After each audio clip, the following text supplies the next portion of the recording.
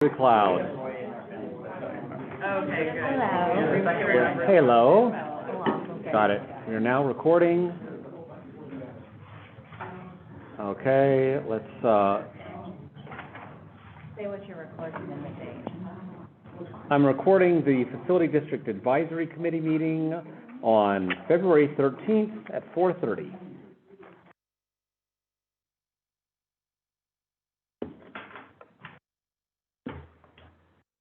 And while I play with this, I'll play with the different camera things.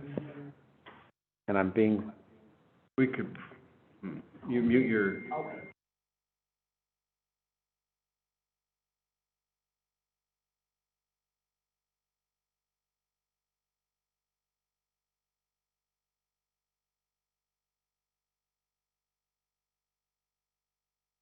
that'll work.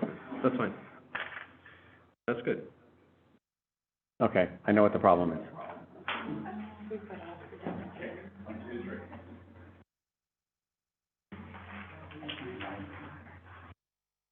there a way to just mute the output?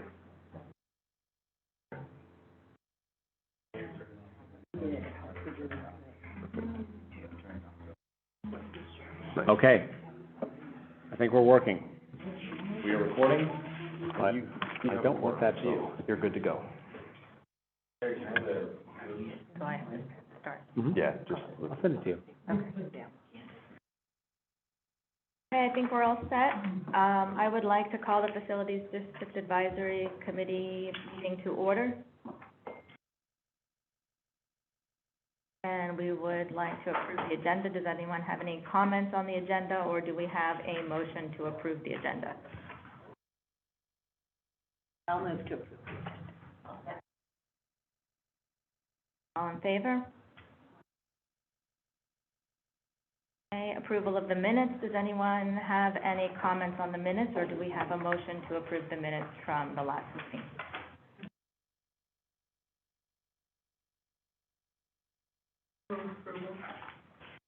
I'll second that. Okay, all in favor? I'll second that.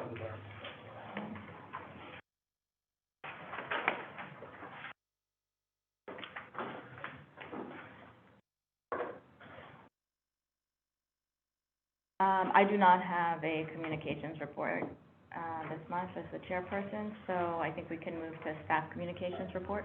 So I have one, Thomas, thank you. Thomas reminded me that, I was supposed to have included either in the minutes or the agenda, everyone's, terms, and I neglected to do that. So I was going to just go ahead and let everybody know what their term is, when it ends, and then we'll get it into the documents. But I think, again, I appreciate the reminder because I would like you guys to know. So, sure, I'll go through the whole list. So, we had 3 people whose term, we're a little delinquent in renewing this, but we had 3 people whose term ended in November of '22. That was Julie, Sam, and Ralph.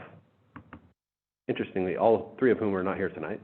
You say Ralph? Metcher. Ralph and who else? Julie? Julie and Sam. And Sam, okay. And then we had one, so that was their first term that would end on for each of those. Margaret's first term will end in November of '23. Thomas and Joan will both have their second term end in November of '23. And then Judith, Amy, and Alexis will have their second term end in November of '24. You don't need to record all this or write it down, but I mean, it's just so everybody's aware when each of your own terms ends. And do we have, is there a policy of, How many terms? regarding absences? So technically, our bylaws, I think, do not. The district standard DACs do have a policy on that. They operate differently than we do a little bit, but we recognize that there's much more value in someone being here and on the committee than on the committee and not here.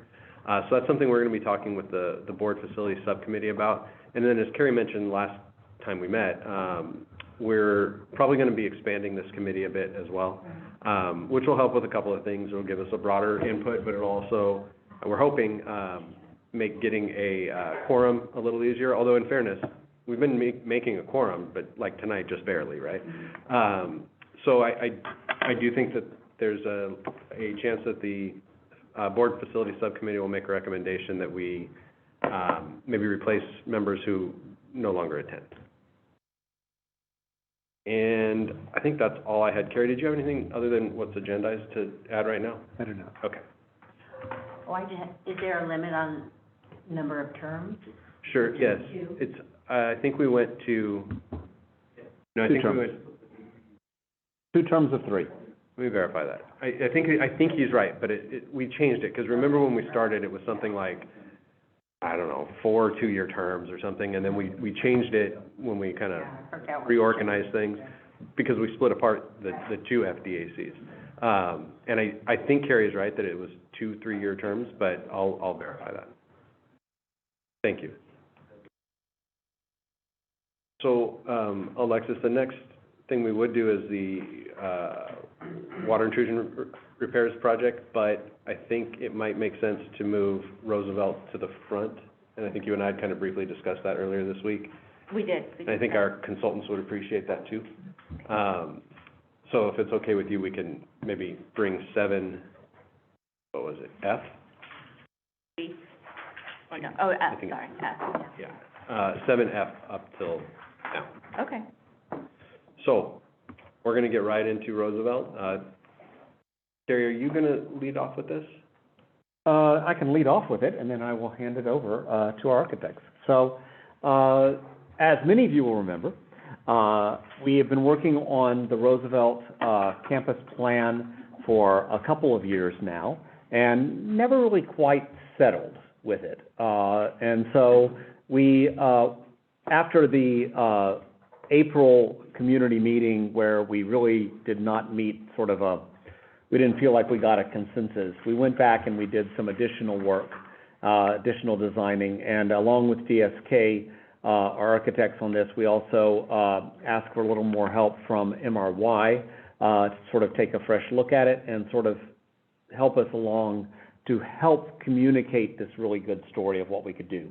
And so where we are is in the fall, we presented a new plan for the campus. We showed that to the PTA. They were very enthusiastic and supportive of it. We showed it to a group of teachers who were very enthusiastic and supportive. We showed it to the Conservancy. Initially, they weren't very enthusiastic, but I feel like we've worked through a lot of that. We had a meeting with them on Friday, and so we feel like we're headed in the right direction. Now we show it to you. If you're thrilled or ready to move along with it, or we'll take your recommendations and suggestions, then the next thing that happens, we do have a community meeting for the broader community scheduled for, Esme's going to tell me when. March 9th, 5:30 to 7, and Lincoln's March 28th, 5:30. So we're going to do the one on March 9th, and if we get a good consensus there, what we anticipate is we'll go to the board on April 10th with a recommendation to move forward with the first project in this. That doesn't mean we'll be done, and we'll still have a lot more work to do, and we have to do the whole CEQA process and everything else, but we'd like to begin designing that in preparation for 2024. So, without more? Carrie, can you enable screen sharing? I can. Thank you. I thought I had, but I will.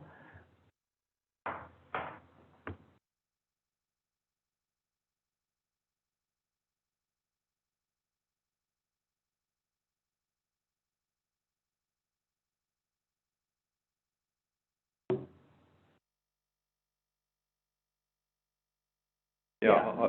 Oh, thanks, Kathy.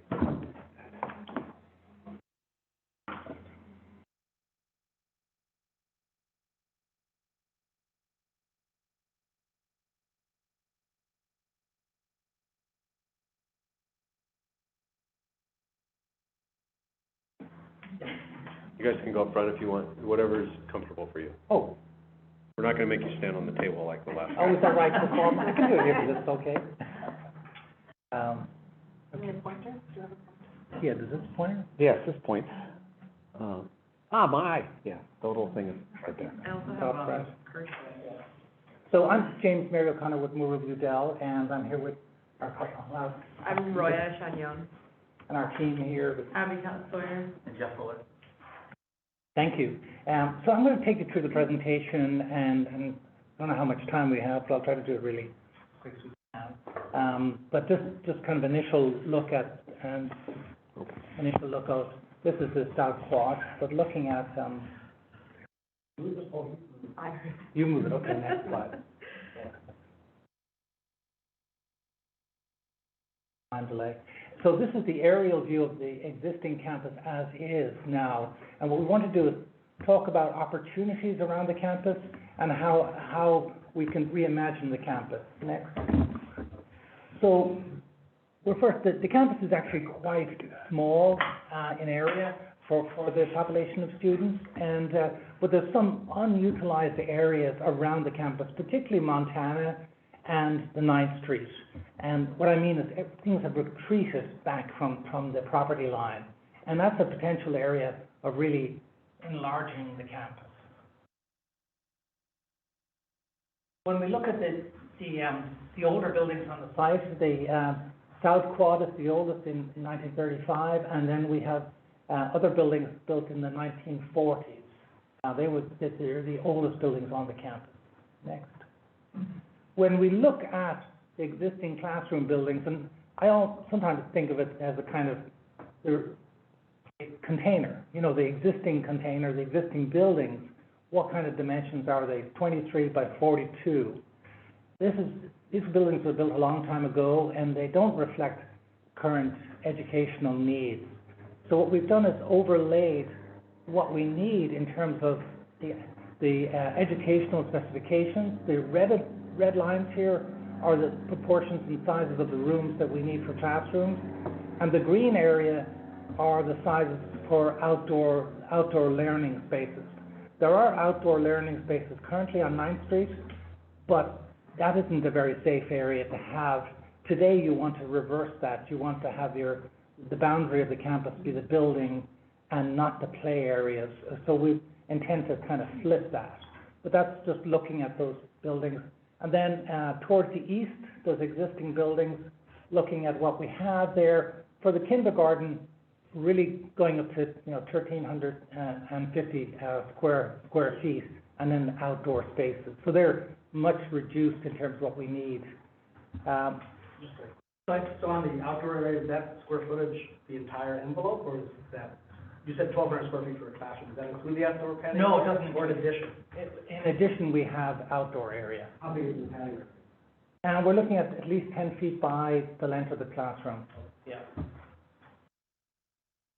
So looking at, the idea here is to say, okay, what about keeping the South Quad? Now, the buildings that are smaller dimensions, very hard to put uses in them, and you have to find uses that work. Administration is very easy. It's things that can flow in narrower buildings, art, makerspace, other things, as opposed to teaching spaces. So we said, okay, the original South Quad, we'd keep that intact, but clean it up and bring it back to the way it was.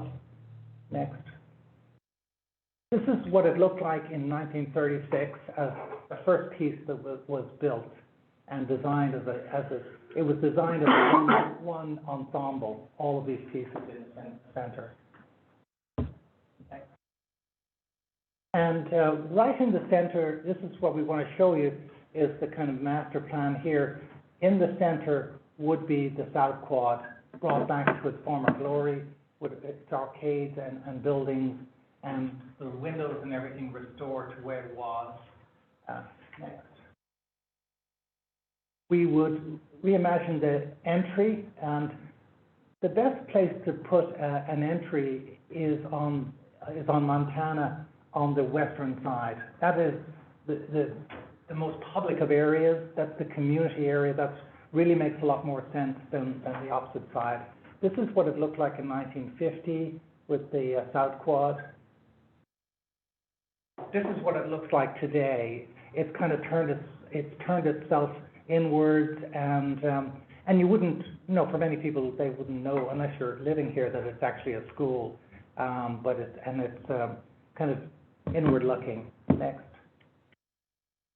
And we'd like to reimagine that whole kind of entry and make a place for the community and for parents and kids, places for meet. Currently, when you're picking up your kids, people are standing on the road, you know, and there's no place to really communicate. In the olden days, you could just walk through the campus, but today, because of security, this space between the street and the campus is really important as a meeting place.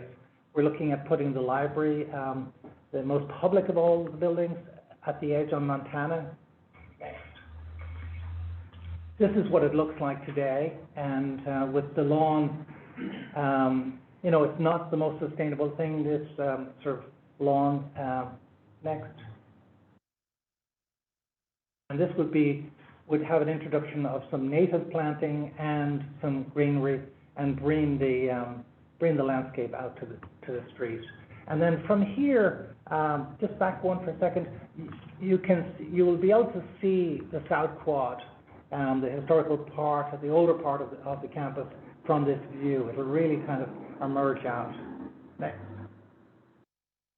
From Lincoln too, this was the original view from Lincoln in the 1940s, and today it's like, this is what it, you know, the auditorium is here, it's closed off, you can't see that original quad, and it's hard to know sometimes where to enter. We'd like to open this up and have a real kind of community lawn, a new entry, but really sort of celebrate that central southern South Quad and really bring it back to its original state. And then from the corner, the auditorium is a kind of bulky building. It's not a wonderful building, what I'd call kind of unlocking the site is to have kind of movement and open that up and really enter the campus. Right now, you're walking through these kind of narrow passageways, and it's quite disorientating where you are and where is there a center, or is there any center. So that's a really important movement across the campus. And originally, this was in 1935. You can see that the South Quad, it was really kind of intact with its arcades and pieces, and really a wonderful ensemble of buildings. We'd like to bring that back intact. This is what it looks like today, and sometimes we romanticize about, you know, what it was, but it has really fallen out of use and needs to be kind of loved and brought back together. Next. And that central quad, we'd like to reimagine all the space so that it's more used. The outdoor space is more indoor, outdoor. Learning was really important, especially here in California and on these sites, and to really use the outdoor spaces as well as the indoor. And then zooming into that South Quad, have a view in there. This is what it looked like in '36. The windows have changed, but we'd like to re-look at that and restore the buildings to their earlier grandeur. This is what it looks like today, and not only has the campus retreated on the outside, but it's also kind of retreated on the inside. The patios aren't used as well, there isn't enough shade, the landscape is not working with the interior, and to reimagine that space to have lots of activities, indoor, outdoor, and planting.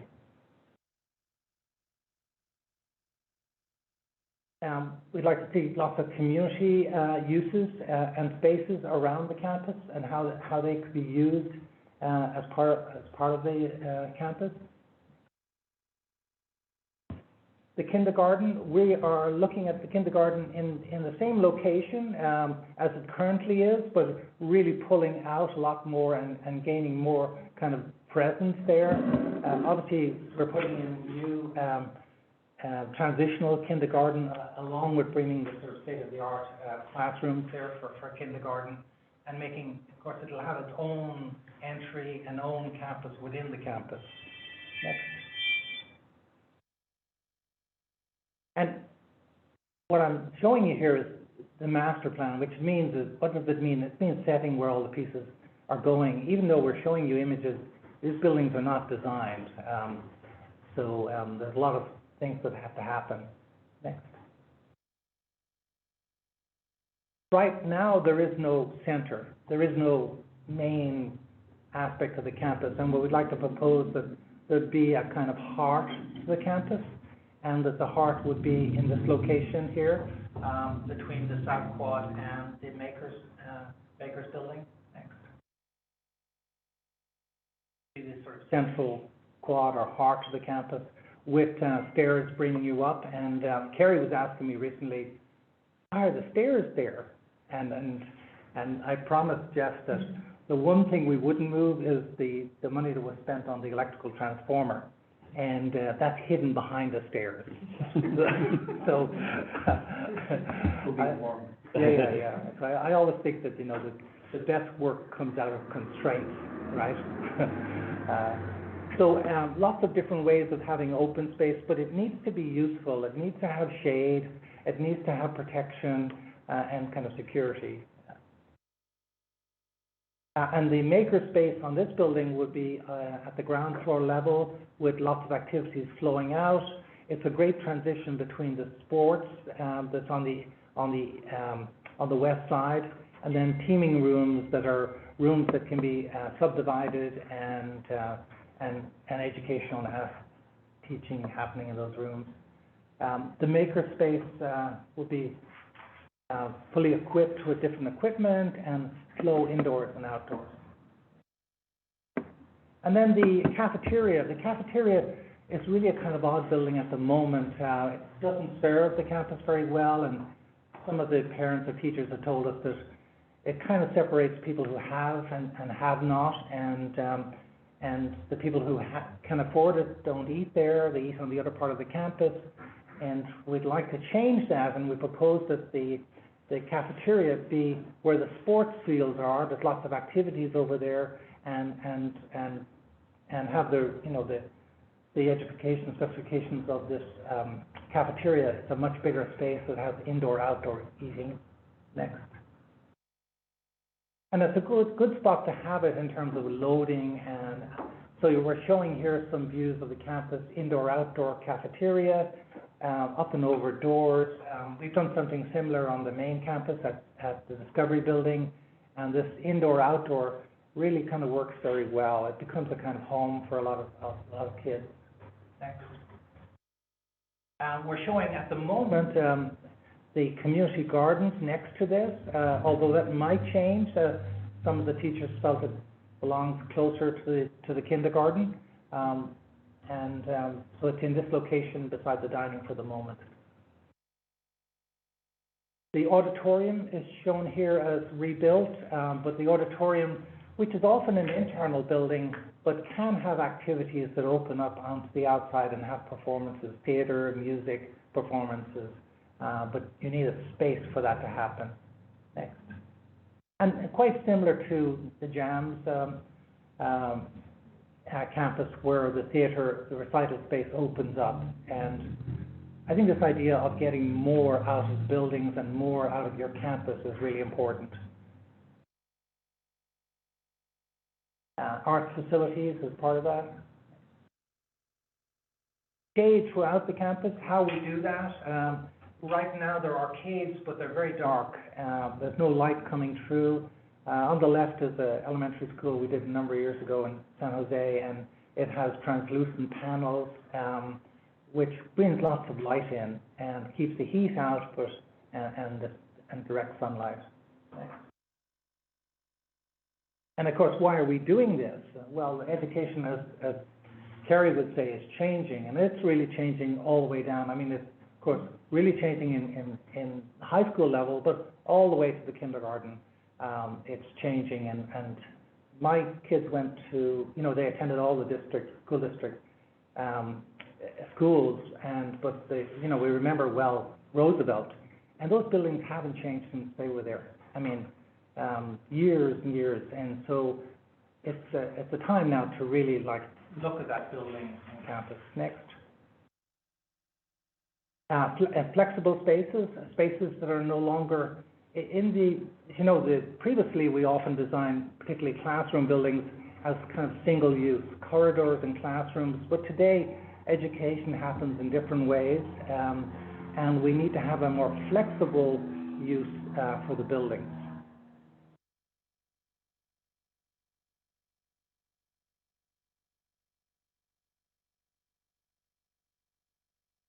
This is the Lincoln, Montana, and we have suggested that we put the library. It's a one-story building on Montana.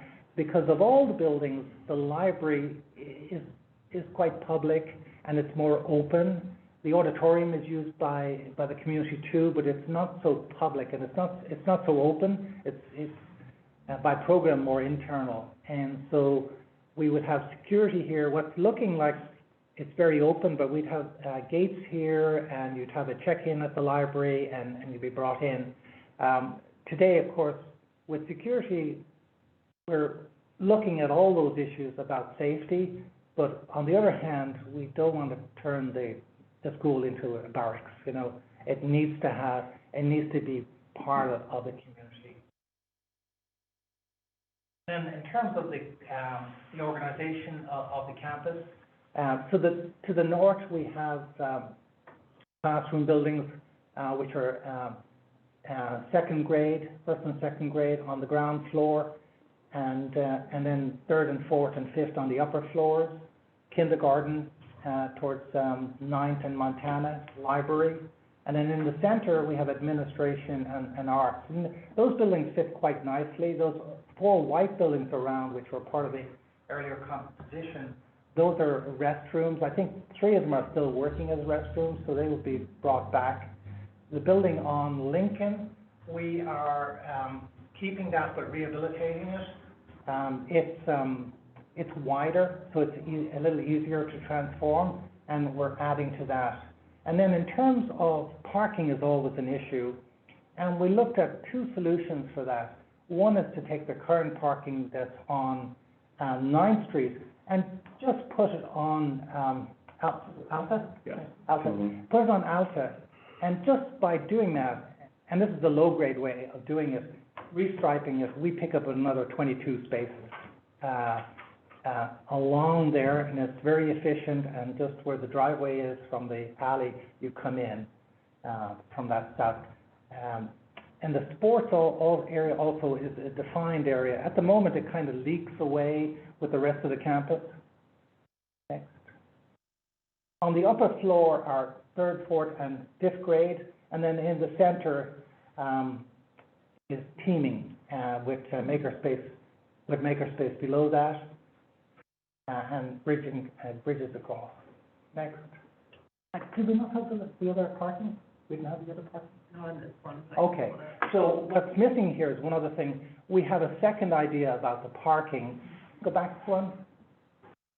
And where we take the landscape and where the parking is, there's a change in level between the north and the south of the site of about 4 to 6 feet. So we could lift it up, the sports field, and put the parking under it. And I think, how many spaces do we gain? 120. We could gain 120 spaces by putting the parking underneath the sports field. That space could be used in the future. It wouldn't be a dark space. It would have lighting coming along the side. It could be used for future uses. Today, single-use projects, we don't see them so much anymore. When I say single-use, when you just see a football field or a running track, we like to have other uses. So it's missing from this presentation, but that's a second area, a second idea for the parking, and it would need to be priced. One thing when you think about that, at least in the private world, I think it'd be a good idea to know what the value of the land is. Right. We used to have a pretty good metric, whether to put it at grade, underground, or above.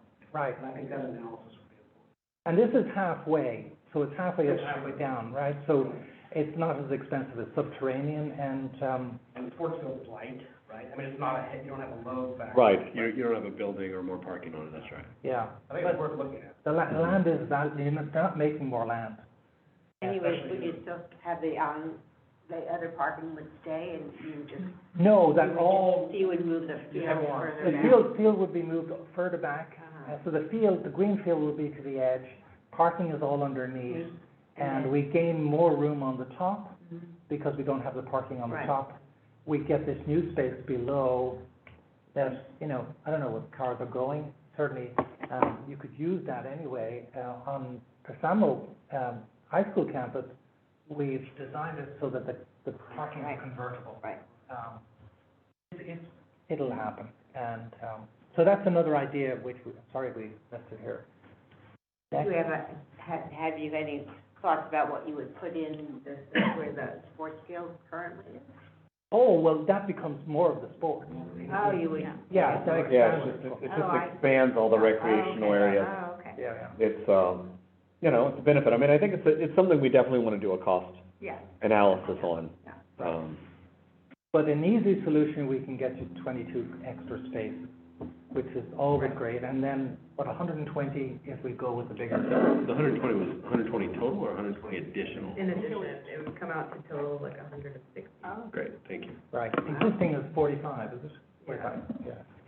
So, and maybe that space can be used for different things. Then just take a look at the phasing, because it all has to be done in a sequence.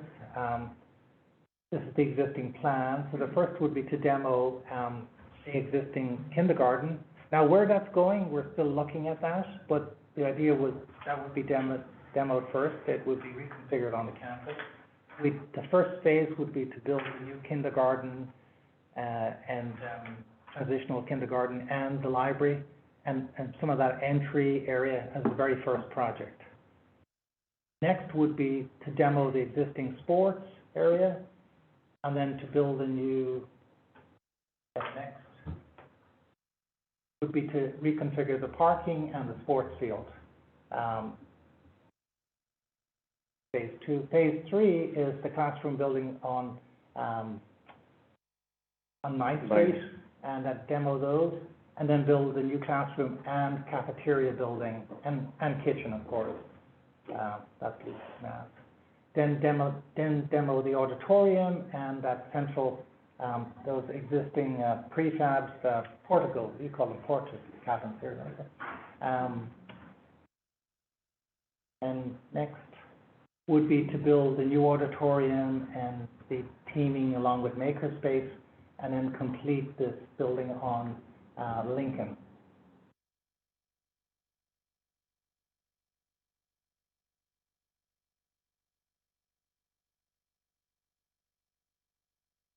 Phase 5 completed. So, just looking at the existing buildings, we have a range of buildings, and some of them were quite modest, when they were built in the 30s and 40s and later on, and looking at what is meaningful and what can be saved. Next. Some of the experiences through the campus are quite tight and dark, and that's one of the things we want to transform, is this experience of when you walk onto the campus. And we're also working with the Conservancy, looking at an alternative for CEQA if we were to keep a couple of the other buildings, mainly the auditorium and the cafe, and we're also going to look at a building on 9th Street, one of Margaret's favorite buildings, or the favorite building. The original kindergarten. Yeah. So, next. And that's what, keeping those buildings, the auditorium and the cafe, what the impact of that is. It's very hard, of course, to see that central quad from the auditorium building, but we're going to look at that more carefully next. This is what it would look like from Montana with the existing auditorium building.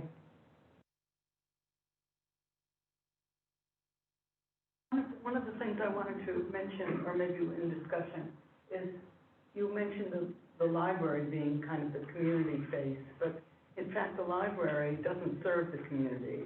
The auditorium actually, Terry, correct me if I'm wrong, is not the auditorium used by other organizations? It is.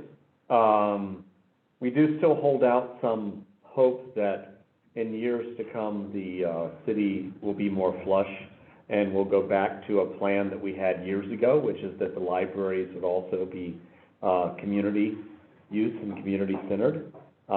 We built the Lincoln Library with that idea, so I want us to not abandon that entirely, because I still think that's a good idea for it. But yeah, the auditoriums get used, but the challenge with the auditorium, and we'll have to take a look at this, I haven't really studied it, it does get used for other permitted uses, and our neighbors hate it. So hiding or concealing or burying the auditorium is better for getting more use than it being right out in the open. They hate it because, They imagine that school at the elementary school should only happen between 8 a.m. and 3 p.m. on Monday through Friday, and there should be no activities on campuses on Saturdays and Sundays and weekends and evenings. So, I mean, we get complaints. You know, why is there something going on? It's Friday night. Well, we're a civic center, and it's Friday night. So let me just finish through this. So looking at we're studying the auditorium effort to keep something like that. The dotted line is the size of the library we need versus the actual size of that auditorium. So it would be huge scale down. It'd be 50% reduced to put it in there. And but we're looking at what, if we were keeping that, what it would be. Next. The existing cafeteria building is here. If the library was to go there, it's also about 50%. We could look at whether it's maker space. We need to look at that more study, but we've been just meeting last Friday with Catherine and Alexis and Conservancy, and we're studying that.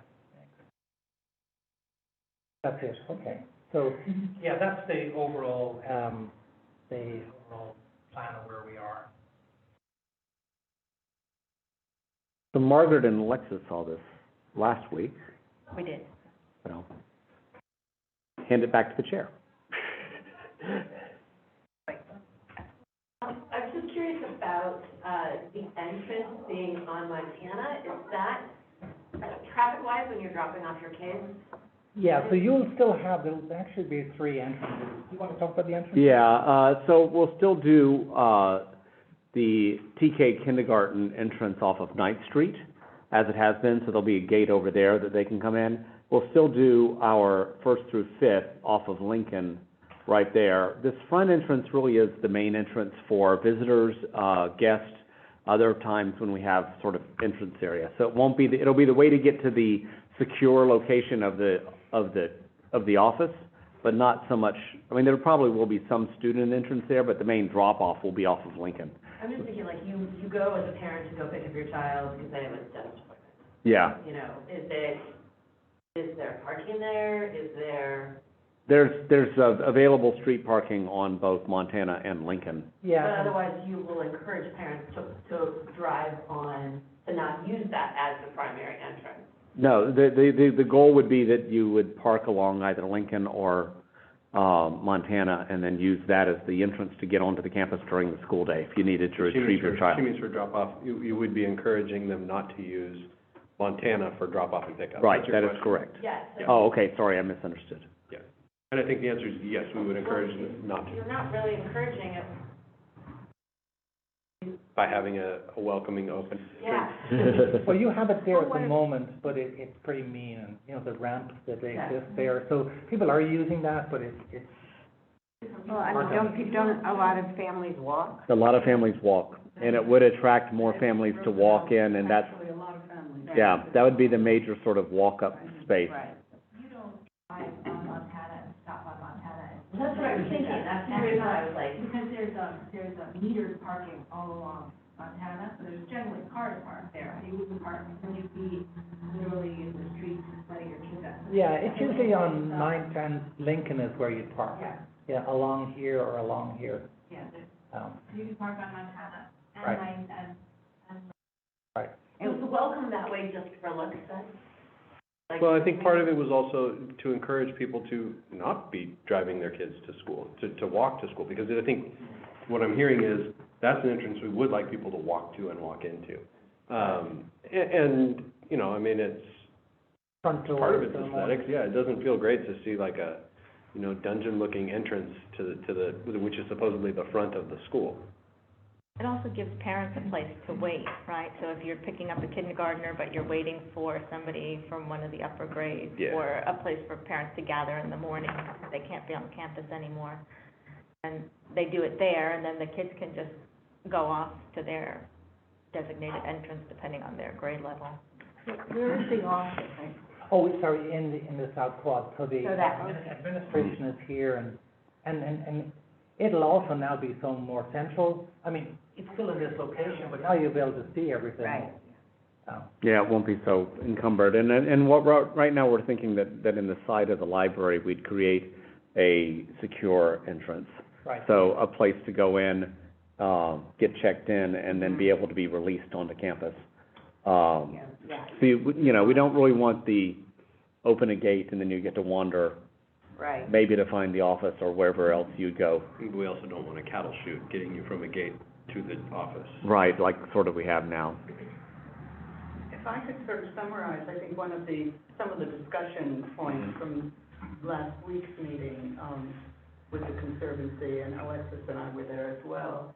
I think there was a strong, sense that we appreciate the, exploration of these alternatives that you had just Right. identified, and that in a sense, the master plan be a master plan of options as opposed to this is it, and maybe to the side there might be some options, but depending on conditions, we're talking about a plan that's going to operate over maybe the next 15, 20 years. Is that fair to say? Yeah. So we really maybe can't forecast, 15 years or 10 years from now.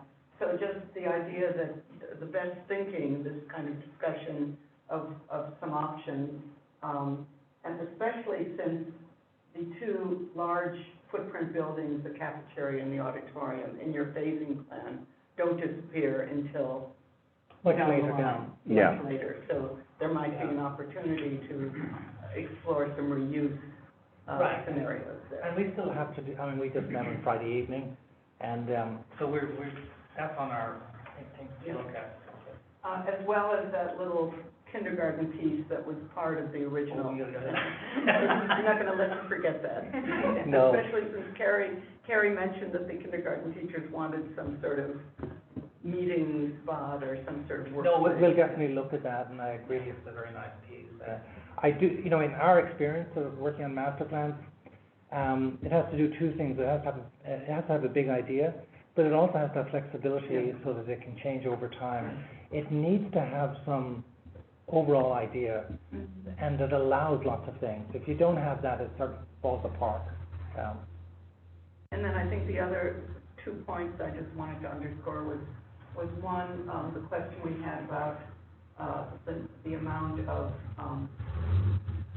teaming space, that we just wondered whether that was allocating that much to teaming spaces. Like it feels like a high amount feels like a higher amount of space than you would expect, okay. And then the last general point, which I think you're starting to capture, is the whole, spirit of the original, campus, the so-called Santa Monica plan, the idea of the indoor-outdoor space, and the idea of canopies and some, sun shielding. Right.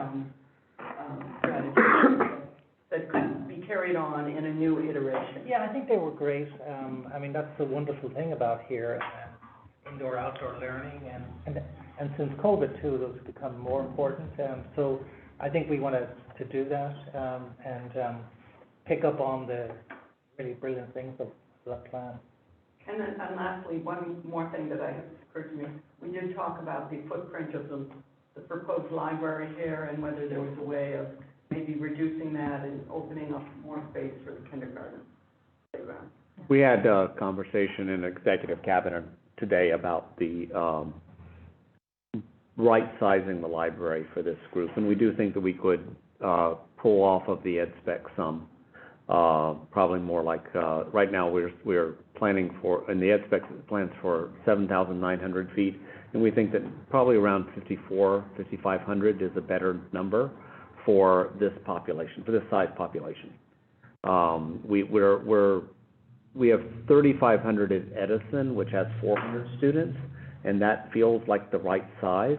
I mean, so, for like a Edison-sized school for like 400 or less, we feel like the 3,500 would work, but we do feel like we need to go up if we're, doubling, for 50% more students, we'll need to go bigger than that. Well, that seems like a good conversation to be having. Yeah. I mean, I think that there's been, I guess I want to just express appreciation for the openness of the design team and how much you've accomplished, in rethinking this.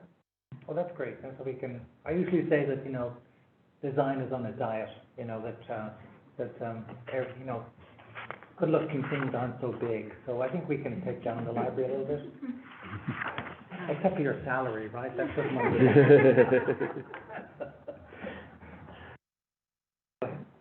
Well, I really like this plan, a lot, after seeing, the original plans, this is,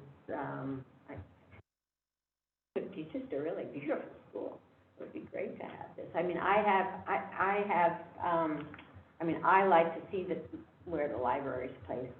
I think what's nice about it, that it's a library there, is there'll be windows and it's open and you'll see through it, rather than having, a solid, and, there's nothing better than just look at a library as far as I'm concerned.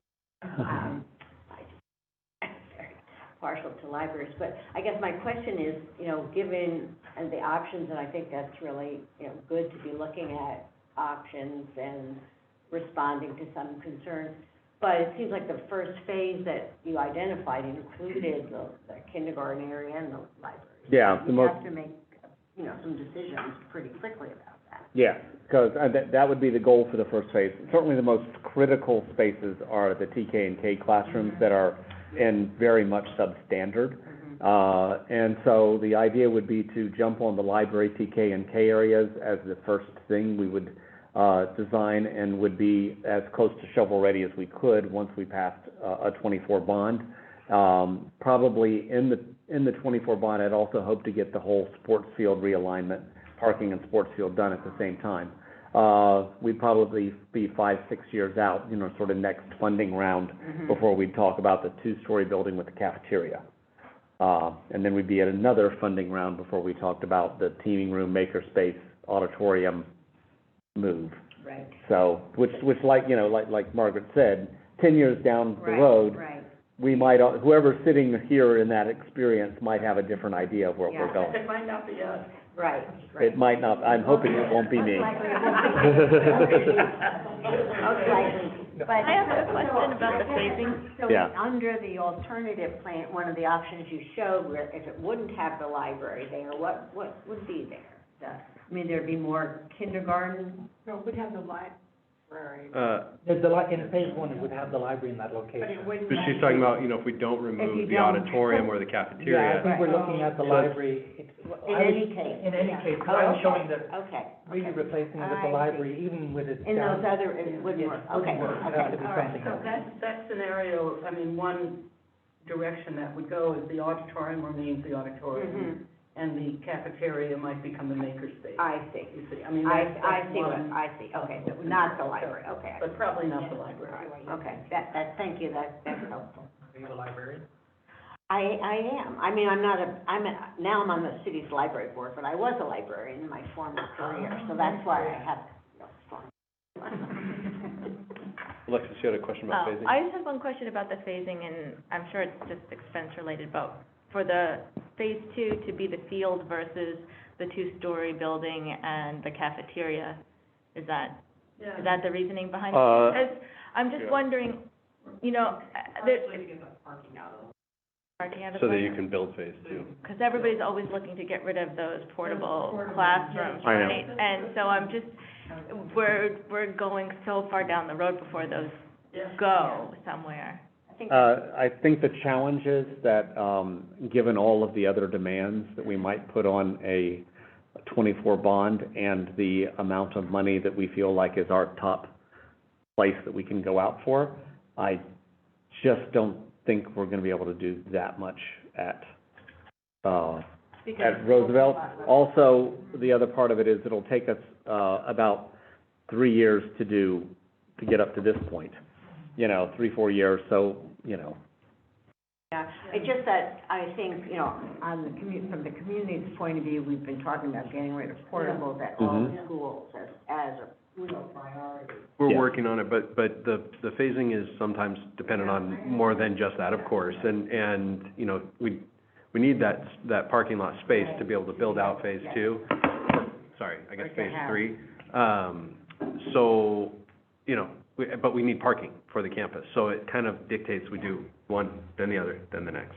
But certainly our goal at all these campuses, one of our primary goals is to remove those. And honestly, I think we're doing a decent job of that so far, but there's gonna be some campuses where we feel like, we're doing all this stuff and we're not doing that thing we said we would do. But we're definitely working towards that. Also, Steve, we're keeping the count up. We can only move so many classrooms at once. Sure. Right. That's a good point. Kindergarten is going where the kindergarten is, so we need classrooms, and that's probably one idea in the portables. To use for I was wondering about Are that. those for portables kindergarten. currently being used, currently on the campus? They're being used for something. I'm not sure what each of them Classrooms, or are. The center ones? Yeah, 24 by, yeah. Their class, one's a special ed Why classroom, mute they're, I do it. I guess, So, yeah, so every portable, everything anyone has on school gets used even whenever even when the enrollment goes down by 200 to 300 people, they still use every single thing. Are they being used for like a regular classroom?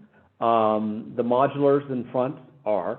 The two of the like 4 or 5 that are sort of run parallel to that run along the finger buildings, are being used as special education classrooms, regular special education classrooms.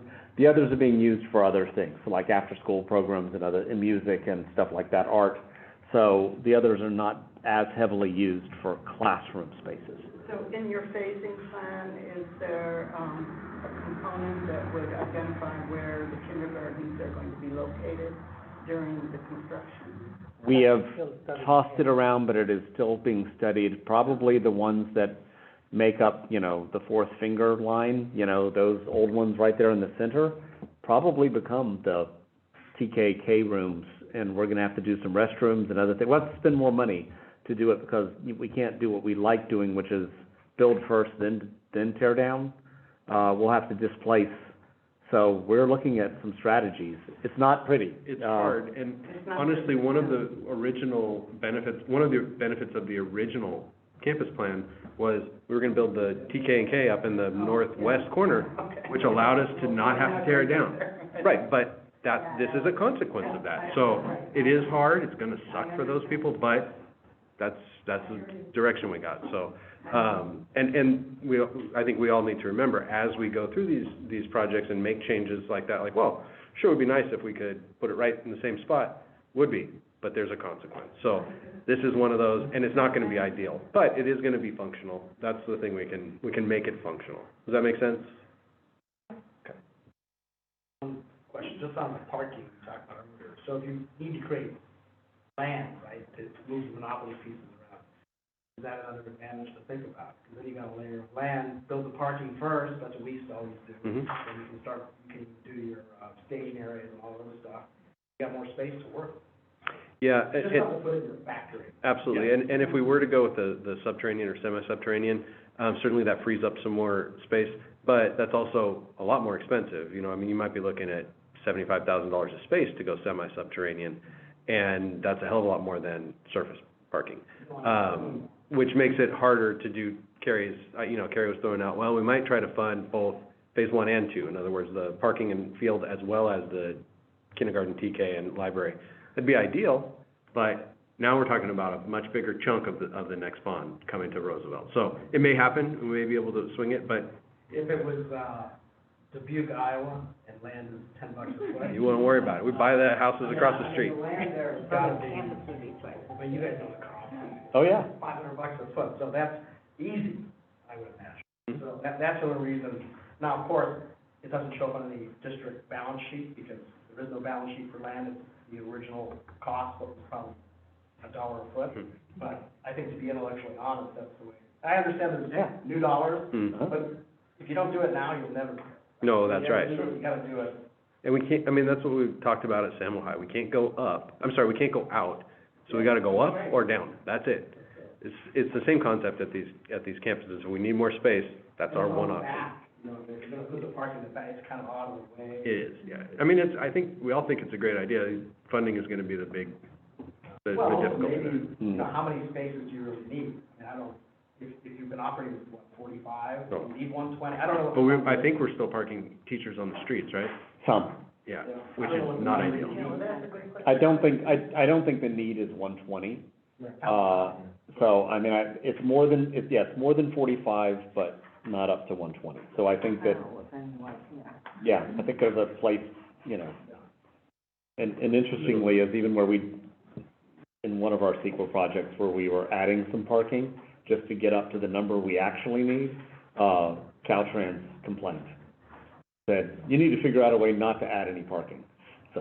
So, are we gonna get blowback on creating more parking spaces? Probably not here, right? Because We'll to me, probably- it seems sort of counter to what the community is trying to promote as a trend. So I think that's true, but I think in this particular community, they'll be pretty happy to hear that our teachers aren't gonna park on the streets anymore. Yeah. I don't think we're gonna get a lot of pushback on that. Right, I mean, Yeah. you just gotta drive, I mean, you just gotta live. The number of We're our, gonna give them a subsidy to live in Santa Monica. well, if we could do that, that'd be great, but the number of our teachers and staff members who can live in Santa Monica goes down percentage points every year. Yeah, absolutely. And it's more useful on the site in terms of putting it at that western end, at the very end, as opposed to taking a piece off it. Yeah, more efficient. It's like moving things around, that just gives you, it's more valuable to take it out of that area. Yeah, I can see I have a quick question, not quite related. One, I think it's beautiful. When you're talking about 2024, who comes with that number? Do they, does someone come up with a number and say, this is how much you have to spend?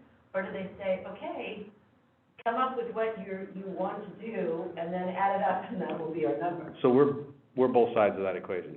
We're the they. There's nobody saying, here's how much you have, or you tell us how much you have. This is our department's really kind of through Carrie, saying, okay, here are our needs. Here's what we think we can do in a digestible period of time. Here's the cost of that. And then we work with the board, obviously, with the board and a bunch of other consultants, to develop that into what our plan is gonna be. So, it's gonna be some number. Our last bond was 485. We'd anticipate probably staying in that range, if we're looking at the types of projects like this, plus the next phase of Samuel High.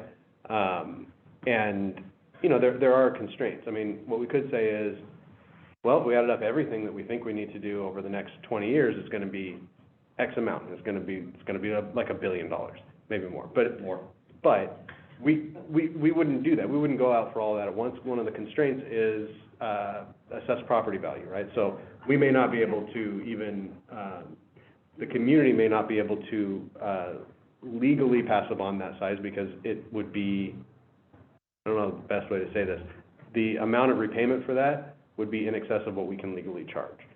So that's not what we would do. We also aren't gonna say, well, let's just do the projects we can get next year, because that's short-sighted, right? We don't wanna do this every year, every 2 years to go out. So we try to size it for, a chunk that we can get done in 4 to 6 years. And of course, some of that tails longer, just like we'll still be doing SMS projects in 24. But anyway, that's kind of the path. And then we sit down with the financial advisors who, they might come to us and say, that's great that you can do whatever, $1 billion worth of work in the next 6 years. You can't pass a bond that size. So that's where some of those other constraints come in. But then the board ultimately makes the decision on the size and when it goes. just so you know, some other things that, I mean, that are going to be happening is, so, on the first count of what might be able to get done in 6 years, I came up with a number of around 700 million, and we don't think we can go that large for a bond. Also, I don't think that we functionally can do that to everybody. That's a lot of construction, and I don't know that that's a good idea. So what we will be doing is,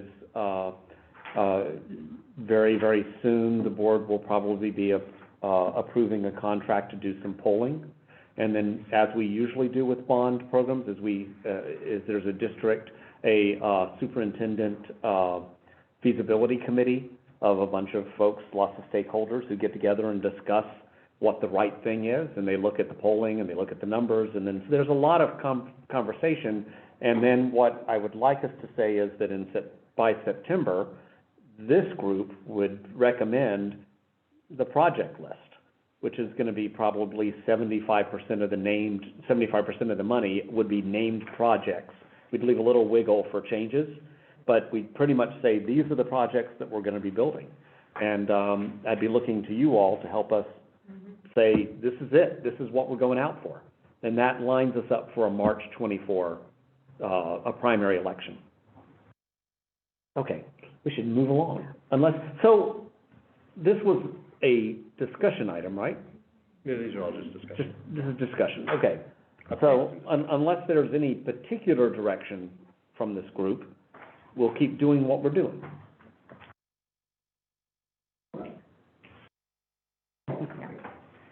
Thank you, everybody. Thanks, everyone. Thank you. Thank you guys for being here. Thank you. Thanks for moving this up. You take elections for that. No problem. I want to make sure we fit you in. 5:30 to 7. Political consultant suggested it might be a good idea. So now we would go on And that means we could start some of these projects in summer of to 6. and not wait until the following summer. So I think we're gonna get back to the Which agenda. saves money. It's okay. So I think we're gonna go back to the agenda and go to Kevin for the Mirror Smash update. Thank you. Can you share? Kevin can share. I can, I will Kevin, for a second. or do you want me to, or do you want me to, I've got them all laid up here. okay, They're all ready to go. Kevin. So, I gave you an update at the beginning of, January, and, so I'm kind of picking up where we left off there. The design is, as of today, it's on schedule. We got a 50% construction document set delivered, to the district on January 27th. And we, we reviewed it. It's actually, I think we were, pleased with their progress as what they have presented as they're halfway through the construction documents. And we've just authorized them to keep moving. And we're in regular contact with them, so it's not like we've only checked in at those times. We're talking to them throughout the process. The last construction cost estimate was delivered in early December. The total cost of that at that time was $19.9 million, and that included some of the changes we made after we started the process from the very beginning, to include the structural code upgrade and a lot more civil engineering site improvements that are in this estimate. And the next estimate is due at the time, we will run an estimate with the plan set that we submit to CSA, expected in April. So in January, we learned from the structural engineer that we will need a geotechnical report that's like dedicated to this structural upgrade. I mean, it's not shocking, but like they told us in January, which makes this a very tight timeline to get it submitted. The process is that geotechnical report must, all the field work, all the reporting must be complete and submitted to CGS, which is what is CGS? California Geologic Survey. Must be submitted to CGS before we can before DSA will accept our plan submittal in April. And that geotechnical report must be approved by CGS before they will give us our approved plans back. Not back, but like before they will give us our final approval. So that geotechnical process is very much tied to our critical path to the design, so we are expediting that report. We've continued with more field investigations based on what we've learned. We're going back out and we're doing more utility potholing, just targeted potholing based on the GPR and Cameron, investigations that we did early on. Some kind of considerations that we're going through right now, just that are discussions we're having with the design team. We are considering replacing the comp shingle roof, the portions of the roof that are comp shingle with metal, galvalume metal roof. There's an increase in cost with that. In exchange, you get a much more, waterproof system, and some would probably agree it's a much more attractive system. And, but there's a cost with that. So our discussions are leaning toward designing this metal roof into the project.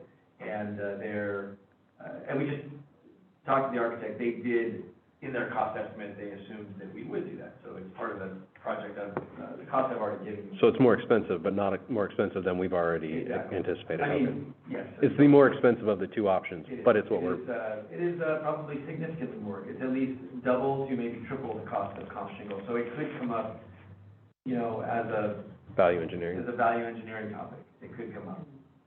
So, just something to be aware of. We've learned, this is where I was going to share some of these things with you. Just so everybody knows not everybody knows what a metal roof looks like, but, this is typically what it looks like. Now, Massmeter doesn't have big sections of comp shingle, but they do have a lot of other sections where it's incorporated into the roof. So this is what the metal roof would look like if we were to go that way. There are sections of stairway where we have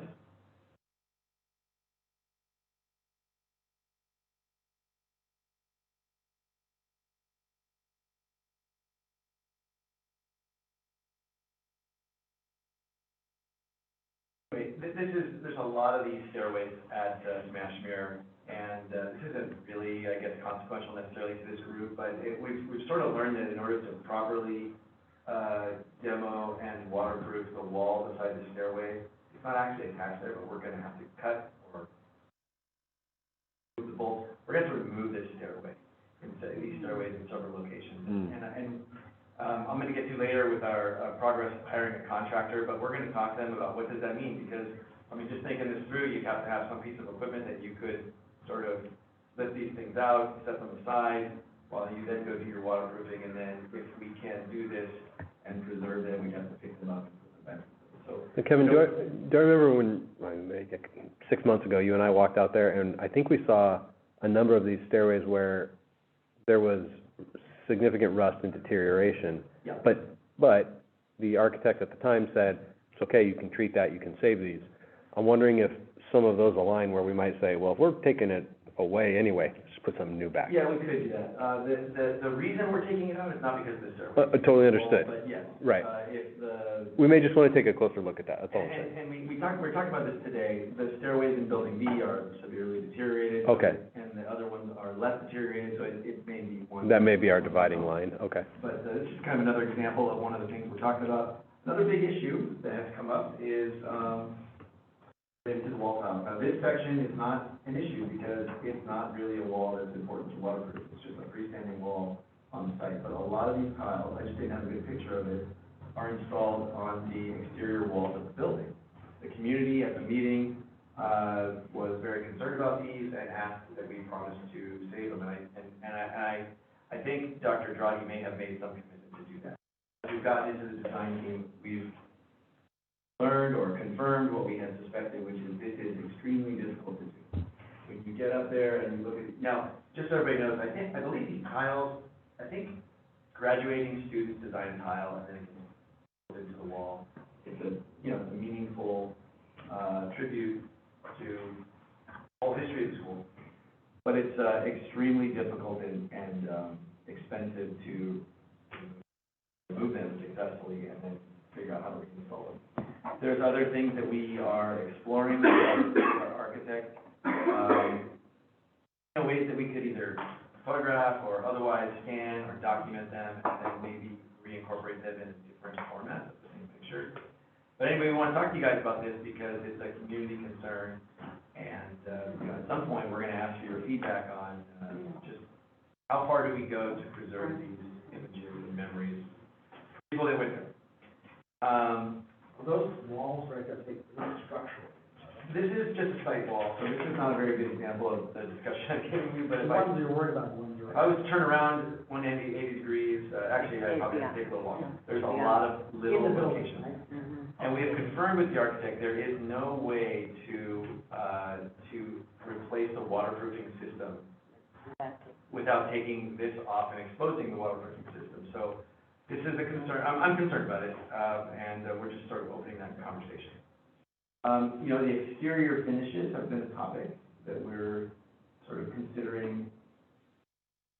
This is a pretty good picture that shows a lot of interesting features on the building, right? You have a lot of awnings, which are great, and we have every intention of reincorporating these. They provide shade. They've got a lot of these, which are, I don't know, they're, you know, this was built in the 90s. This is kind of like a 90s style, but they don't provide any practical use, and they are very difficult to. Michael, why don't you talk about some of the difficulties with these elements? Yeah, well, they're metal and they're heavy. Of course, they require new structural to hold them up. They don't really do anything. They do make nice shadows, which is important, but, you know, it changes throughout the day. Pretty shadows. The buildings are kind of very plain, they're very, you know, very flat, so of course, things like windows and shadows and fenestration help a lot, but you know, while we need the awnings over the larger windows are providing shade, which of course helps our thermal envelope and the comfort of the classrooms, but those guys, horizontal arches don't seem to do very much in those tiny windows. So one way we thought about it is maybe taking those off, just leaving those behind. It would make that wall a lot easier to Yeah. refinish and waterproof. And every place we do something like that, it's more flashing and more waterproofing and more. So, you know, just one way of making this building a little less costly, simpler would be to remove some of that. Maybe not every one, but there's quite a few of them. I haven't counted them, there's definitely between 10 and 20. They probably. They're all over. Were they designed for sun shading, or, I'm really not doing it. but they don't do it? Yeah. If they were. I think they're designed to. I think they're architectural. Yeah, I think, yeah. Yeah, Design elements. basically, you take them away, you get a little more flat, plainer, and of course. Well, and so teeny little windows, if they needed something more, it's gonna look strange, but. It might look a little like a big forest. Nothing's been decided, but it is something that we're talking about with our architect, is, you know, ways to do this. It's another topic that, we want to talk to you guys about, because if there's a big concern for something like this, we want you guys to know what we're thinking about, in the early stages. We're also rethinking the color scheme, as Mike and I were talking about earlier. He was pointing out this is a blue that, you know, this is the trim we just used, but it's kind of a purple blue. It's a kind of an odd color, and we may recommend going with like a truer blue and a lighter gray to kind of modernize the color scheme. So that's another thing. Some of that might be that we really want to present the building as fresh and redone and, you know, yeah, it's, we want to really make everybody look at it and go, oh, that's different, they fixed it, everything's good. Do we ever spend time thinking about, like, would we just have like a palette of blues that are for Santa Monica, and it might not just be one, but maybe there's 3 or 4, and then like, we'd have to think about which blue. We have a couple, Yeah. we have a couple of Santa Monica blues, I mean, it's. Primarily for Samuel High, right? Huh? Primarily for Samuel. Well, no, Samuel High has like There are 2, colors and, throughout the district. and then throughout the district, we have about, 3 or 4. We need some regular blues. It'd be nice if there was like a little bit more of a, I don't know, just a point of view of the aesthetic, Mhm. and so that each one isn't always something completely different and they're recognizable as So you'd civic like structures, continuity throughout the district. Yeah. Between sites, between Yeah. campuses. Yeah, I think I think a lot of them have much different colors than blue, right? I mean, like, There's some green. yeah, some yeah. blue-green colors, Yeah. and, yeah. And we just, sort of a purpley, Yeah. aqua Yeah. or something. Yeah, it's an interesting thing that, and it fits into sort of the evolving experience of the district, is how much is the district a unified whole, and how much is the district a bunch of pieces and parts? You know, how much are we a unified government, or how much are we the Holy Roman Empire with a bunch of city-states and fiefdoms? And it's gone back and forth, you know, I mean, whenever I started here 16 years ago, it really felt like we had a bunch of little fiefdoms, and they were all very, very separate and all wanted to be separate. And then we sort of moved a little more to we're all part of the same, Yeah. but. The architectural styles are somewhat different throughout, which is okay, but I would think you would want something, because it'll help it to be less dated, I think, over time, if Yeah. there's Well, I unified. think that is part of our goal, is to make it look less dated, so however we get there, Yeah. I think we're on the same page with that, is to bring it back with something, you know, refresh it in some way, when people come back. We should maybe, Alexis, you and Margaret and Ralph Yeah. spend a little time with that, Yeah. because as we move forward with the design for the next set of, you know, the next sets of designs, we definitely could be talking about that. Okay. Yeah, let's take that up that just might be a color meeting to review what's out there and what they've got paint sitting in the warehouse, what colors are there. I think it's a good place, right, you shouldn't count on that, but I think it is a good place to start with what are the colors of our Yeah, campuses what right now? what Yeah. do we have now? It would be really an interesting analysis. Alexis, we should talk about that. Maybe we just do a little. Absolutely. The last thing I want to talk about was a quick update on our contractor procurement. We're deep into our process. We've received 4 responses to our RFP. 2 of them were deemed to be non-responsive. They just, you know, there was a lot of requirements, like you have to complete these types of projects at these certain sizes within a, you know, reasonable timeframe of like 5 years. And 2 of them just didn't qualify. But then,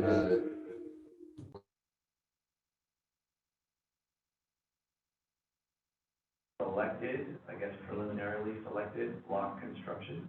They are a well-respected contractor that's done a lot of work in Northern California, and they have been working for some number of years to really establish a presence in Southern California. They were very well positioned for this job in many, many ways. I will say that when I read their proposal, it was, you know, so often we get proposals that have a lot of canned material, you know, things that talking about them and their capabilities, but it's real general stuff. I will say that their proposal was, the vast majority of it was specific information written for this project, and they really exhibited their experience. And they've done a project that is extremely similar in Bay, where were they? Half Moon Bay. Half Moon Bay. Seaside community, water intrusion, leaking for decades. Like it was uncanny how much. It was like as close to identical as you could get. I mean, it was really like, you guys are making this up, right? So our concern was, okay, that's great, this is perfect, but you guys are there, and we are here. And so the team that interviewed is that team that did that project in Half Moon Bay, and we asked them if they are actually planning to be here, and they committed to be here. Are actually planning to relocate here for the duration of the project, at least. So we had entered a negotiation. I don't know the details of the negotiation, but I think Steve mentioned it's going reasonably well. Yeah, I mean, there was a few areas where their proposed markup on subcontractors for change orders, for example, was high. It was too high, and it was significantly higher than their competition. They want this job, so they've agreed to come down and meet the same number as their competition. So it's, I mean, we're basically there with them. I think there's one issue that I think Cherie and your attorneys will work out with some of the exclusions they wanted from our standard contract, but I don't think that's gonna be a deal breaker. So I think we're there. I think we're gonna be awarding on March 2nd. March 2nd, yeah. And then just one example of, you know, one thing that we have been concerned about is, how are we going to do this? We have all of our interior finishes are done and installed, and we're gonna strip all the waterproofing off, you know, starting in October. It just seems like a terrible idea. And I asked this question in the middle of their interview, and they had, and then this was the next slide that they presented was, I'm sharing.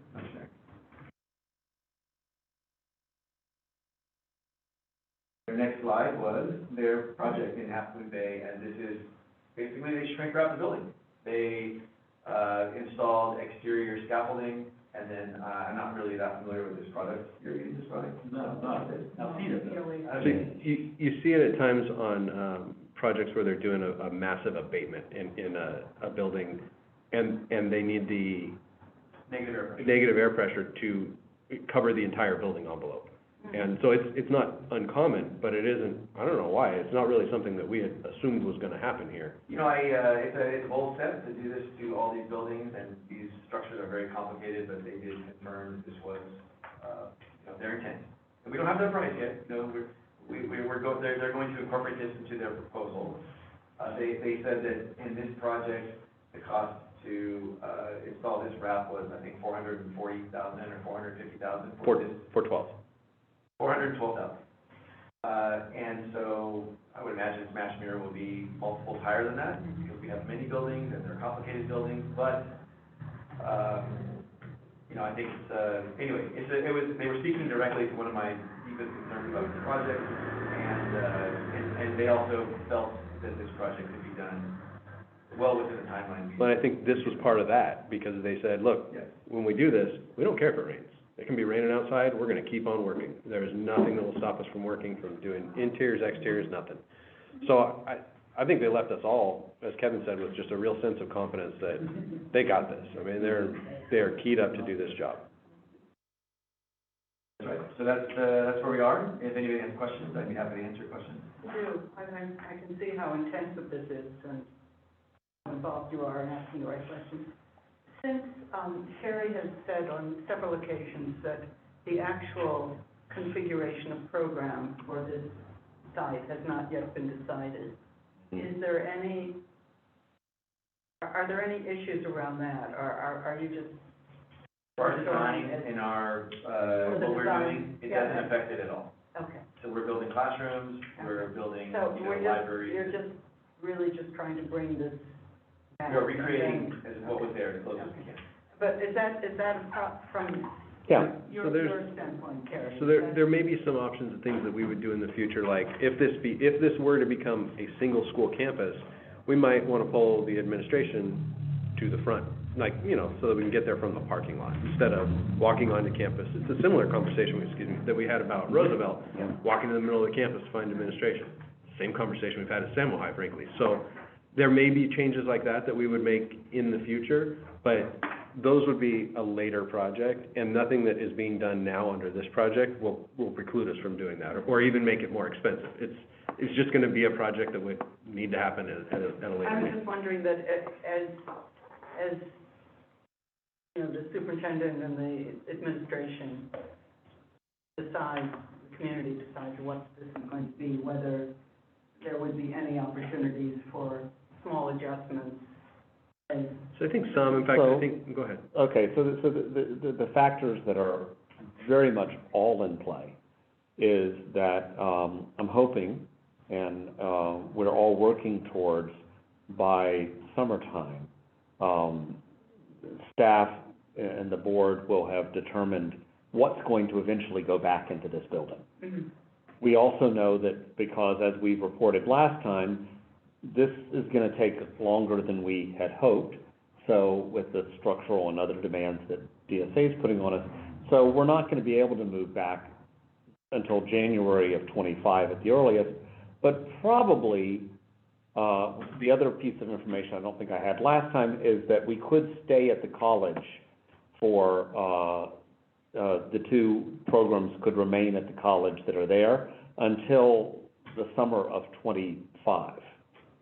So we could potentially not be moving back here until August of '25. If we know at the end of this summer what's headed there, we might want to talk about some projects that we go ahead and start working on that could still be completed by summer of '25. And if we pass a bond in March of '24, we would have funding to actually achieve that. So there's a couple of things up in the air, but nothing's ready to be decided until the main decision is made, which is what's gonna go into this campus, which is out of our hands on the facility side. Let's keep moving because I want to make sure we have enough time to do the Stammel High stuff. Now, let's get out of here. Exactly. So if you'll stop sharing, Kevin. I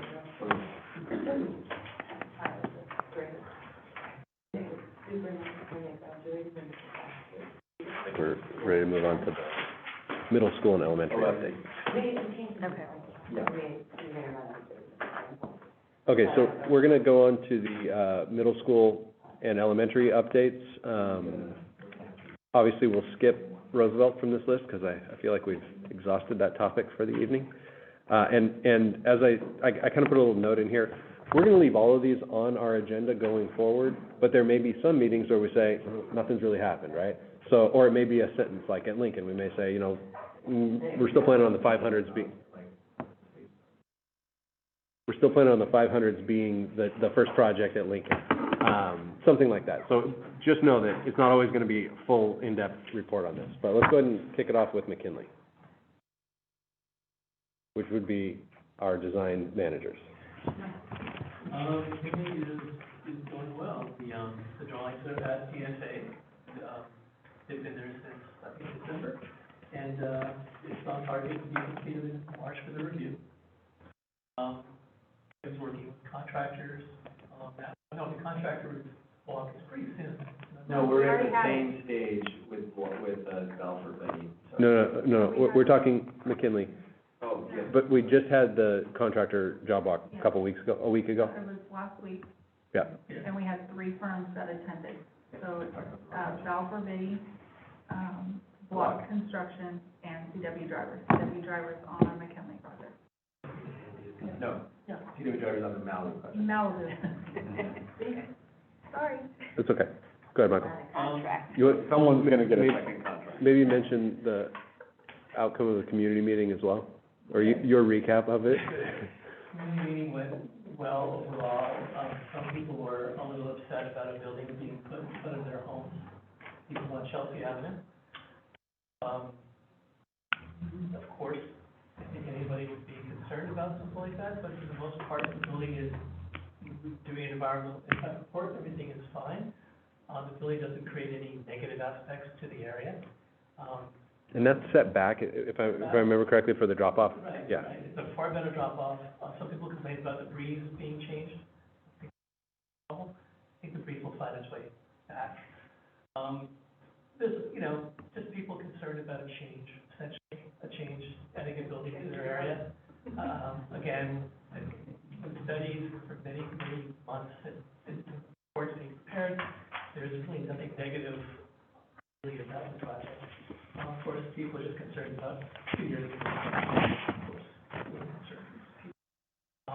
But I think we've got under control, and I think reports will establish that the building is fine, we'll stay on. Okay. We're scheduled to start in June. The project is, of course, a 2-story building, plus the work in the field and parking lots. The library, which is adjacent to the project, which is an existing building, that project is a smaller project, and that will probably be done in the second part of the main building project. So the main building is about 2 years, the library would be the 1 year, the second year of the project. So. Like starting summer '24? Yeah, kind of in there, at some point, it would make sense at the time. They're separate projects at DSA, they're both at DSA right now.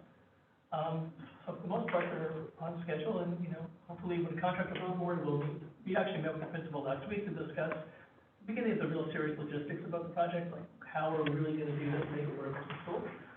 When the contractor's on board, we'll talk more about that, fencing and access and security and all those issues come up, of course. So, but that's moving well. Any other questions on McKinley for that particular? And the same situation is occurring at Rogers. Rogers, of course, is a smaller building, a 1-story building, pretty much on the corner of 16th Street near Jan's. The project is exactly the same place at DSA, maybe a little further ahead, and it's in back check. The community meeting in that one was fine. Yeah, it was some time ago, but it was not well attended, actually. Yeah. But everybody was positive at that one. Yeah, that project really doesn't have any issues associated with it. It's on the same basic timeline. It's a little faster than McKinley because it's a smaller building, it's a 1-story. For the most part, it's, right on schedule.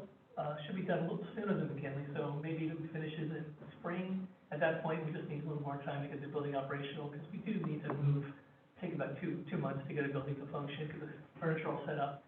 So I think that one will be right on target for starting in fall of 25.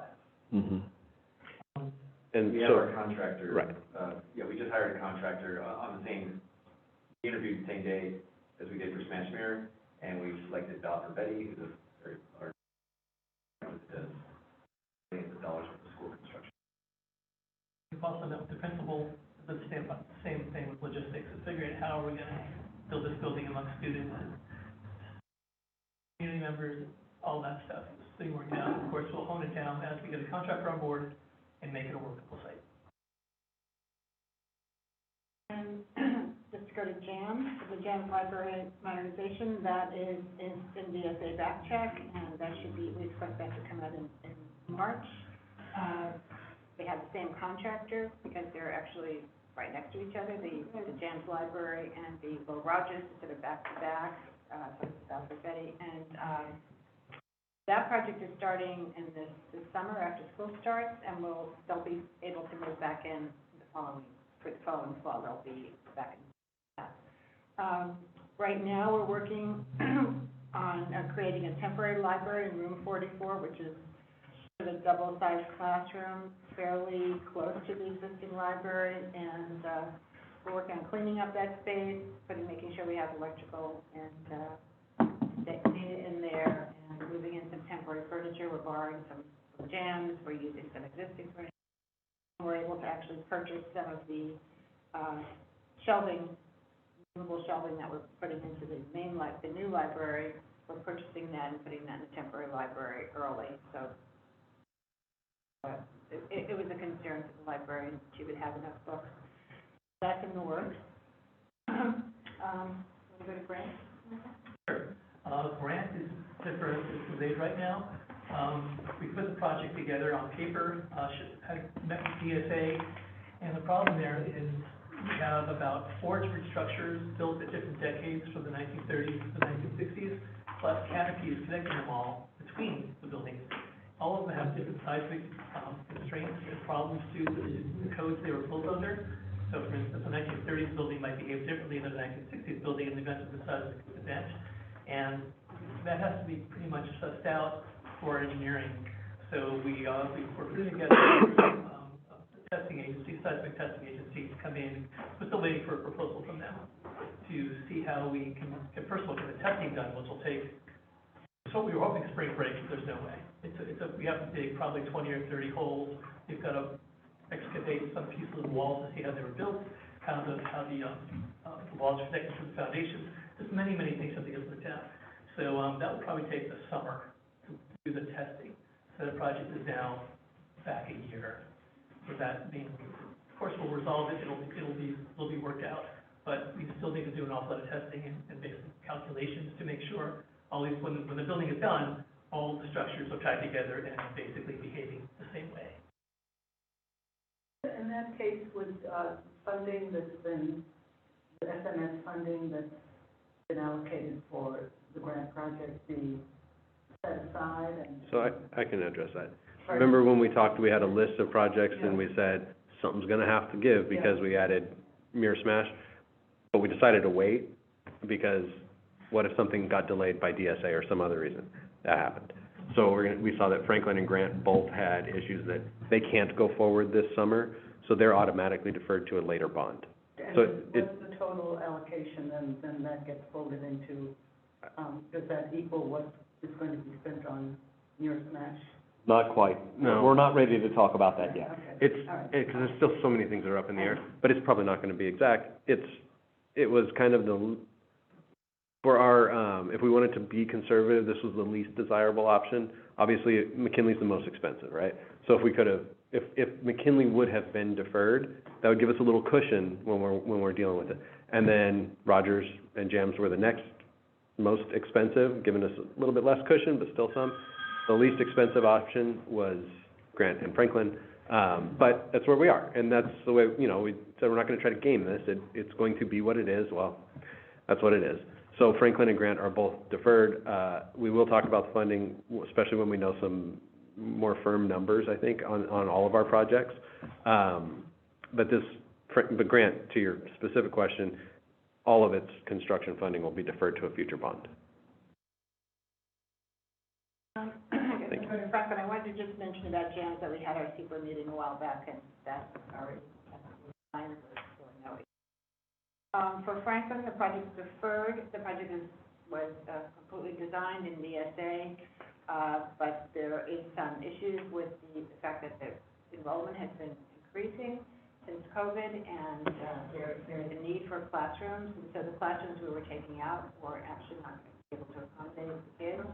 And so we're looking at the phasing of the project and taking another look at the design, because we have to change the phasing. So we can't take as many classrooms out and then build a new building. One of the other things you want to talk about, Carrie, is the seismic. DGS, Department of Geological Service, did ask us to take a deeper Survey. Geological California survey. Geological. CGS, California Geologic Survey. Survey. I know it sounds crazy, but that's it. It's I know that. I've read it many times. Anyway, we have to go through them also when we go through DSA, and they took a look, and there was some concern as to where the fault line might fall.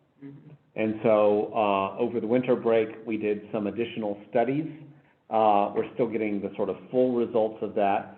The good thing is, it shows that it really is not where we might have feared that it would, but it's still in a place that we might need to take a little more look at. But it's not a worst-case scenario. We're not the worst-case scenario. I was happy, we're not at the worst-case scenario. So, Stay away from it if yeah. it's not so bad. But it's gonna take some additional work and some additional study before we can move along, with that. So we're starting to look again at the plan and the phasing plan, but we're not very far along. And we have not had our community. There's been a pretty long process of the community meetings and trying to figure out what it does. I think the most complicated is like, in terms of the way to go first. However, the one building 500, is pretty much a classroom building with a shop in it, instead of utilitarian spaces. And I think that one would be probably, mainly because it's in probably one of the worst conditions, but not the worst, it's never been updated as much as other buildings on campus. That one is the most logical first step. Of course, it's a modernization, so we're not creating a new building, so it's easiest to do. It's on the edge of campus, and it gets us, a makerspace. It gets us a few other larger classrooms, which means get spec. So you get a lot out of that modernization first, and it gets us on our way to starting Lincoln, which of course is a much longer plan of attack for the remaining part of the campus. And we'll have a community meeting coming up, and after the community meeting, I think in March, when we see y'all again, we'll go through the Lincoln plan and really get your buy-in on which projects we think we should move forward designing. And is that on the SMS roster? Not on SMS. Not on SMS. It'd be we want to design it for an early project in the next bond. And the date, what's the date of this Lincoln? Thursday, March 28th.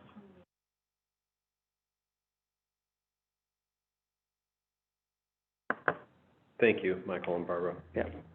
So, Kevin, unless you have something significant for safety and security, maybe we can. I mean, it's minor of these. Okay. So, thank you, Alan, for hanging around with us tonight. I think we'll move on to Samuel High update. Carrie, can you run that video? Maybe. I'm trying it a way that doesn't really make sense. Video that's affected today. We've got my contract manager on the project for McCarthy, with a drone, and he just set up quickly and does it down. Let me just, while getting it going, We're 18 months into a 24-month project now, so the things going along nicely. Structural steel is a big component. Exploration is basically divided into three sections. So you've got the west building, and then you've got the east building, and then you've got the pitch space in the middle, which basically joins it. I think the plug-in is like. So the east building, we've actually got just about 100% complete with the superstructure, and they're busy putting out all the metal decking and stuff at the moment, and then working on the. Looking good. There's a thing called vent, the vent plate that goes around the perimeter of the metal decking, so you get full concrete inside. First concrete is actually only going to go on April 7th, because we've got a lot of utilities and stuff that goes into the concrete, and then there are lots of attachment points that have to be in the concrete, the little steel things that you can weld on, bracing, and all sorts of stuff in there. There's a lot of work prior to that for the concrete. The east side, we're about 40%, and then the central section is about 50%. So we're doing pretty well there. Let's just talk about it. So the superstructure is actually scheduled to be complete by May 22nd. Coming up fairly soon, and then that building's going to be up, and then they immediately start work on the gym building. With the exploration building, we've got a tower crane that reaches everything. You can actually see the tower crane from here. And the problem is the further steel is too heavy for the tower crane to pick up at its full reach. We've actually got a mobile crane on the job site right now, which is really working on that aspect. And then it's going to help us on the gym building, because the gym building's got some funky stuff, like we've got these major big trusses that span right over the gym. We have to get much closer to the tower crane to actually get to lift those plates. So the objective is to try and get rid of the tower crane as soon as we can, and we'd like to try and get it done by the second week of the spring break, just because you can then do it during the week when the kids are not, because everyone's on campus. If we can't do it then, and that's accelerating the project a little bit to be able to achieve it. We think we can do it on the site, but it looks like the fabricators may not be able to do it on their side. If we can't do that, that'll be about 3 weeks after that. Which brings me to the topping out ceremony. As soon as you complete the superstructure itself is actually finished on 4/21, and that is the gym building. The gym building is going to go up in about 5 weeks. It's going to be pretty quick getting that up. So the idea is to have the topping out ceremony, and I assume that everybody here would want to go to it. If it's early, and if we can do it earlier, we'll be able to do it on May 28th. But if not, obviously with spring break out, we want to have it when everybody's in session. So that would then be on April 18th. Alan, I think you said May 28th, but did you mean March? Again, with M. Right, you were close, and A, I mean, you were really close. Okay, so we're looking at March 28th or April? It would be March 28th, but it sounds like the fabricator's got a problem, so it might not happen that day. It's more likely to happen on April 18th. Okay. That's exciting. This is the west building there. You can see that's the mobile crane. This is the gym building. That yellow there is, we're going to be pouring that concrete slab in there on the 23rd, next Thursday. The rest of it is getting pretty close to being ready for the structural steel.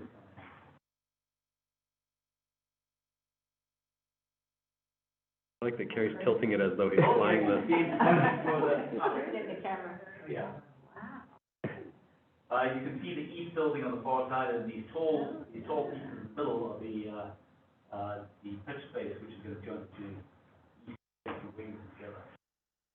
And you can see the deck is gone down now, that's on the deck on the west side. And Alan, they haven't. That's the PD panel, PD structure at the top. They haven't poured the decks yet, right? That's just the. No, the deck is going to start on April 7th. Okay. First pour. Of course, this is the tower crane, which was on before too long. Well, if he gets much further, you know, Biden's gonna shoot it down. Is there a course at Santa Monica High School about construction? I mean, is this becoming a learning So opportunity? I tell you what McCarthy do is, they did it on Discovery as well. Every 4 or 5 months, they'll actually get any of the kids who are interested in those things, and they'll actually have a demonstration as to how to do things and what's happening. And specifically, the BIM is one of those things which is the building management, is the software process. And they show them how to actually go through the BIM model and how things work and where the expansion is and that kind of stuff. It's actually worked out very well. And in fact, one of the kids from the last year, the year before, I think it was, she actually ended up working for McCarthy. She's now doing her degree in some building management thing, and she actually ended up as being an intern. That's great. I think she told them that, or she told Catherine, that until she had done that tour, she really didn't know what she wanted to major in. That inspired her to major in, I think, engineering or construction management or something. And so when McCarthy heard that, they said, when you come back this summer, you've got a job. And she did. Yeah. Well, I hear it really has a tremendous learning potential there. Oh, and people get very excited about it. I mean, you know, and you know, they want to know all about the train and what it can do. But the one question they always ask is, what is the train operator doing when he wants to go to the bathroom? And that question's never been answered. What's your first? I'll ask my uncle. Phase 4. And I'm not going to do that. Oh, yeah, here. I put Barbara on the side, that's my fault. That's okay. Okay, so, When is the building gonna be done? Alan. Yes, Sounds like it's on track. When do you think, because I know, okay, because I saw your old one, I'm just saying like as of last week or today, nothing has changed. So in other words, we've actually got the substantial completion for exploration is on June 12th, 2024. On May 21st, 24th. so for this coming football season, they'll have the gym.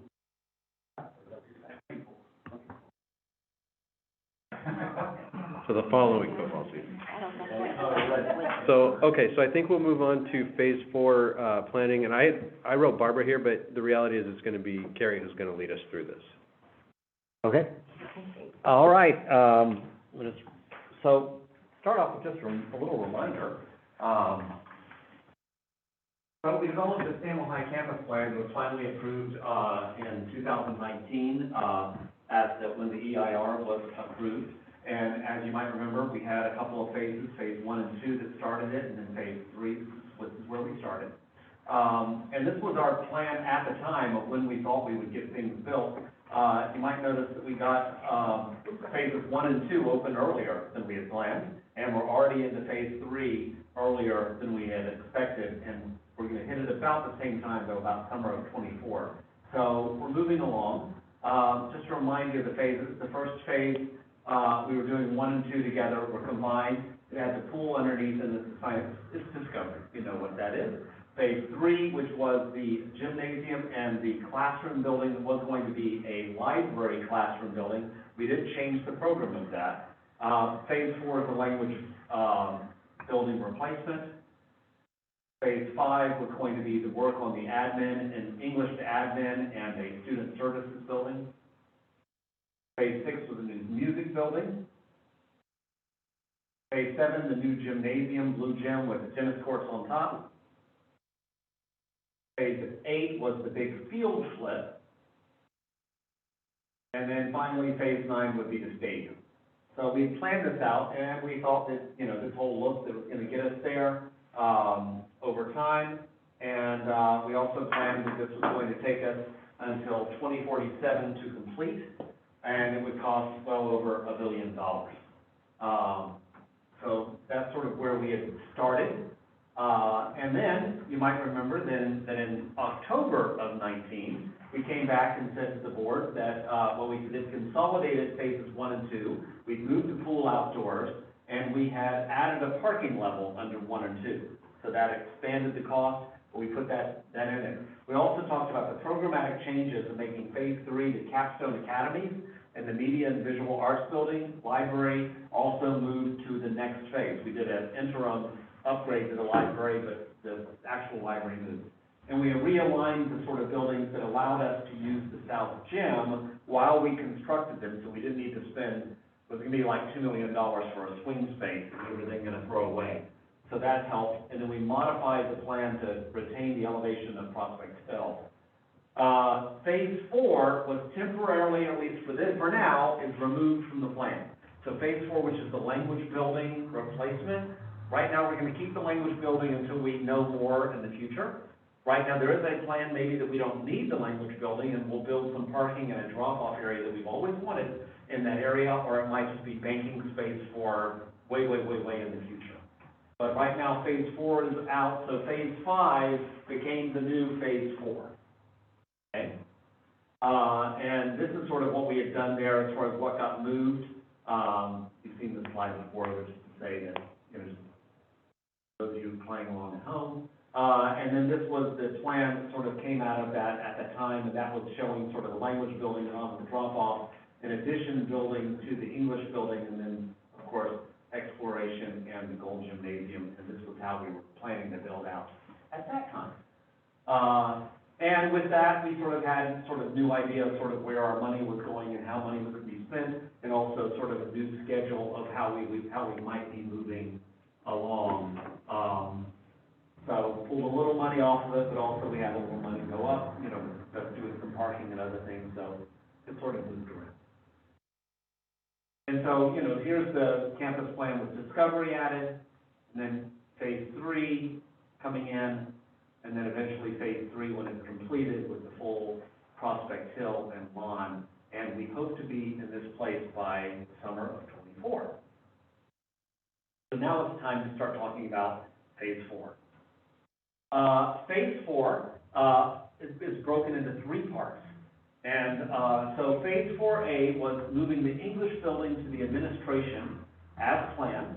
This is an adapted reuse of the oldest building on campus.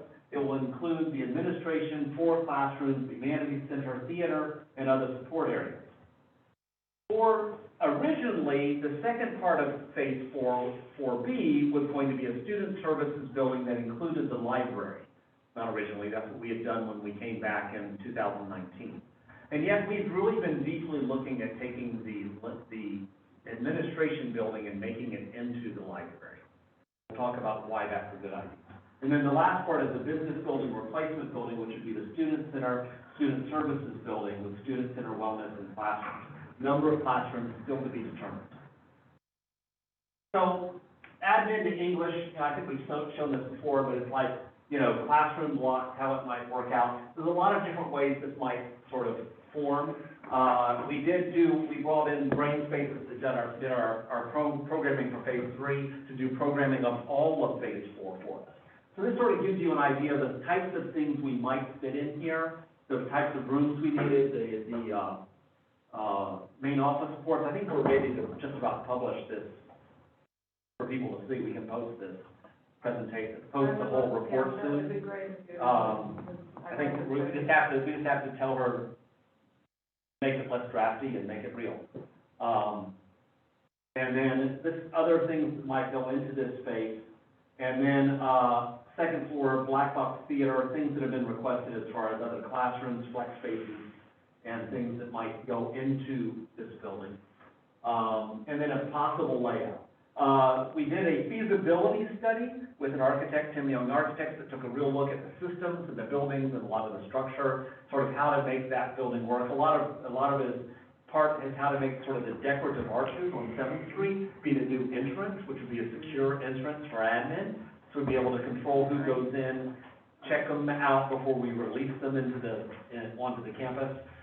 This is a theme tonight, but also sort of using that decorative part, really making there's a here. You know, where's the fun of the campus? The campus has not had a face for a long time. And this provides sort of a face, a way to get into the campus. So this is one configuration where we're looking at others. This is sort of a configuration of how the second floor might also be added with the humanities center.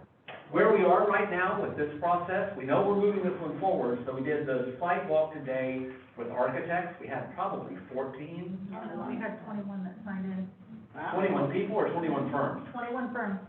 If you had multiple people there, only firm representatives. So we had 21 firms that signed in. A lot of people would like to participate in this. Oh, I bet. Yeah. I'm looking forward to the weekend, but I have to cram reading all of this. And one of you will probably get to join us. So we'll pick a firm, and we have asked for them to have historic architecture consultants as part of it, to take a real look at how we can use this building, and so that's gonna be an interesting bit. And then we'll send that to the board when?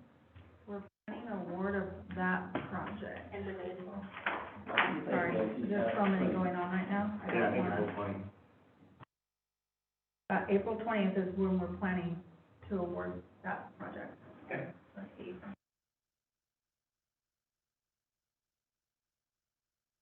So that's where we're going with English to admin, exciting project. And we believe we can start, depending on when we go out for the bond and whether or not it passes and all of that, we think we'd be ready to start that sometime in the fall of 2024. So after the other building gets opened, then we sort of move some people around, because we'll use the business building as a swing space a little bit while we do this, and we'll also, probably keep those portables a little longer, use them as swing space. So then we'll be able to start working on that. Right now, we think it's about a year, maybe a little more, to get it done, so that's the plan for this. Then for the library, what we realized was the existing library and the plan for what we wanted in the new library was around 11,140 square foot. We look at the admin building, it's about the same size. So with that 11,000 square feet, we know that if we do the program where that's going to go into a new building, with us spending at least $1,000 per square foot or more, where modernization will probably be more like $500, and that's even if we go pretty much to the studs and really tar it up and make that building better, because it would need some stuff, skylights and some outdoor areas and all of that.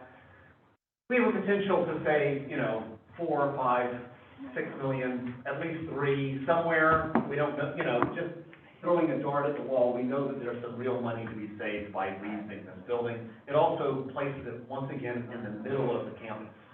So it's a focal point for everything, and it's a little lower, sort of lower level. I think it could be inviting. We feel really excited about this.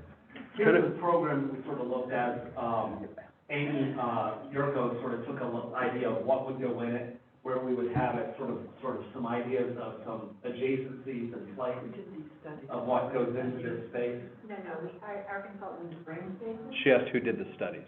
Oh, yeah, Brain Spaces, which is Amy Yurko, who's, she's one of the top, facility planners in the world, in the country. And then the Yeah. feasibility study was done by, Chen Young. UI Architects. Yeah, Chen Young. Which is our campus architects. They were the successor of Ricky Bender's office, who designed the whole master plan. So, and then the gallery, you might remember, was the old textbook room, and we'd already adapted the gallery. The problem is we did it a little too well, which made us start to think maybe we should save it. So it's actually a really nice space, and so it would just remain as is. So that's one thing we've already done, and it's nice not to throw it away. So we think that this is a good possibility of how this might shape and go, but it is a change from our campus plan.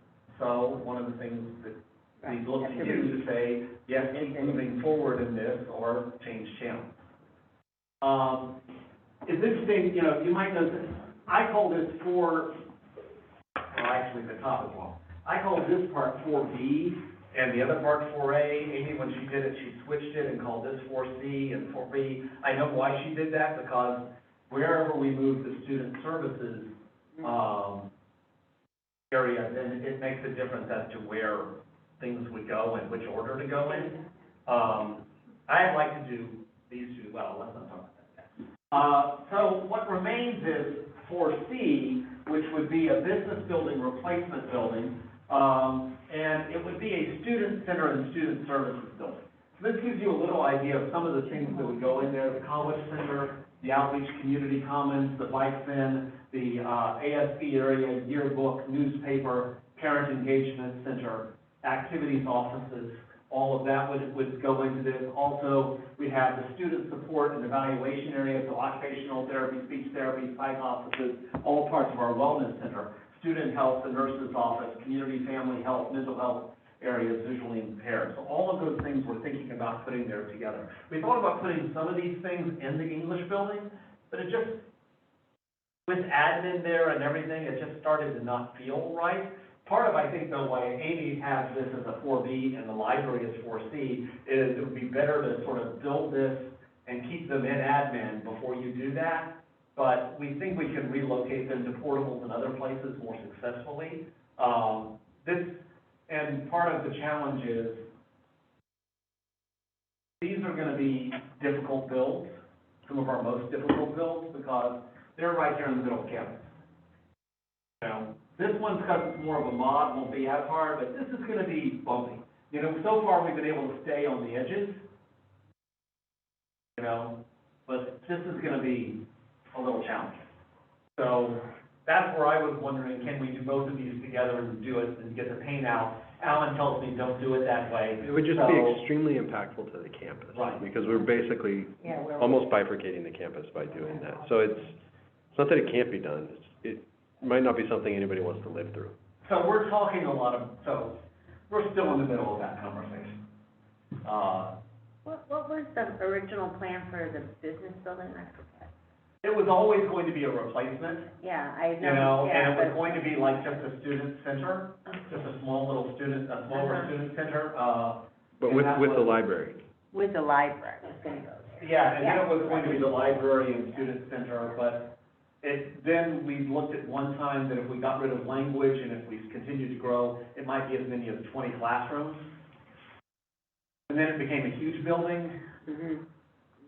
We're still talking about the number of classrooms. I think Amy is, currently saying, 12 or 13 plus a house office. Too many. But we have a lot, the good thing is we don't have to make this decision yet. I'd really like to see where we're going with, enrollment. We have a lot of impacts on enrollment that are interesting as far as, you know, the numbers of, we have declining enrollment that we know.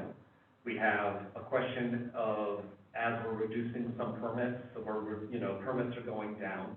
We have a whole question what's going on with, PBL. And we have a thought of what's going to happen with Olympic. And, those might draw more students away from campus. Or we might keep language and bring PBL back on campus at some point. There's a lot of things going on here. So not needing to make this decision right away is helpful. At least let's get through some of the other decisions that have to be made before we go there. This sort of is an idea of how, I don't think it'll look anything like that, but this is an idea of how we would sort of, and this is a schedule. This was my good idea until I talked to them and they told me I can't do this. But anyway. We didn't say you can't do it, we just said it's a terrible idea. They told me, yeah. Sorry. Just can't. You know? But this sort of gets us to the point where we are completing phase 4, and phase 4 would be what's in the next month. So the question for you all, as this is a discussion item, is should we continue pursuing the major change, which is retaining the admin building and making it into the library? It seems like a good idea.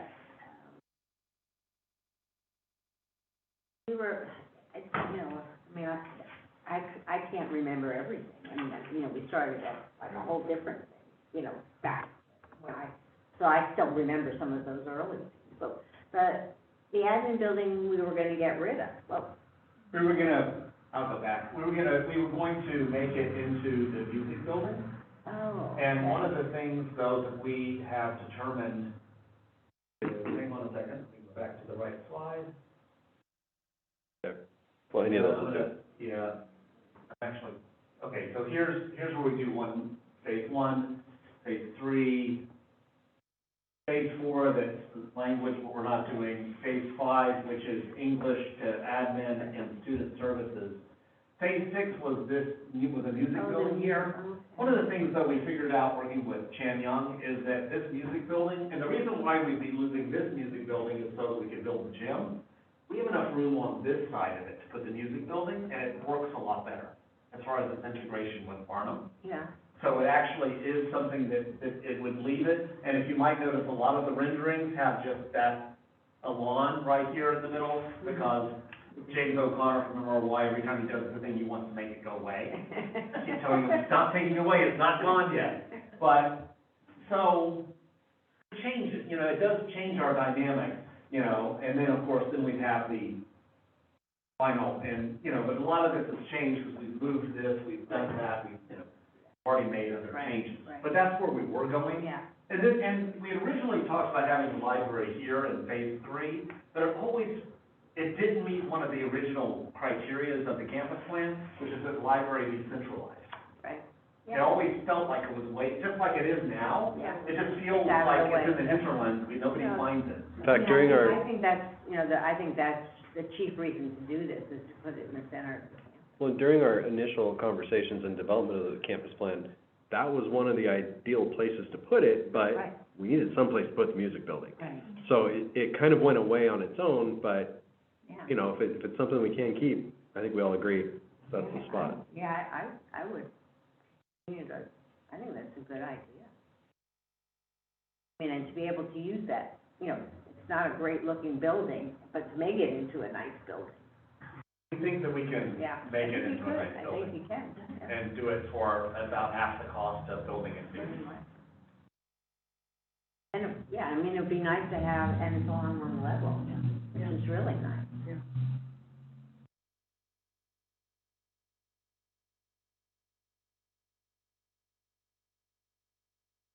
Yeah, we think we can make it something. Study, so. Well, unless y'all have. And how does the campus feel about it? The people we've talked to feel good about it. We have not gotten that meeting we need to have, which is the, site committee meeting. And I told the principal, like, gotta get that meeting in, because we've gotta make sure the sign is ready for it, because we haven't had that one yet. So, it's gotta happen, because we're hoping that on March 15th, we'll go to the board and say, here's where the campus, where we're going with phase 4. So you're starting to put together your shopping, your list for the next bond? Oh, yeah. Yeah. Yeah, we're building it, and we should have some conversations about it late spring and get with us. And then, by September, we want to have it locked in. We can publish the feasibility study and the brain phases on the website, Yeah, absolutely. I'd like to spend more time with it, because Oh, yeah. I've come in at the very, very tail end of your sandwich, and there's so much I don't understand about what's going on. And the phase 4 programming, the brain spaces report, has got lots of little details. A lot more than most people would ever want to know, but it's like, but for us, it really helps us to do the plan.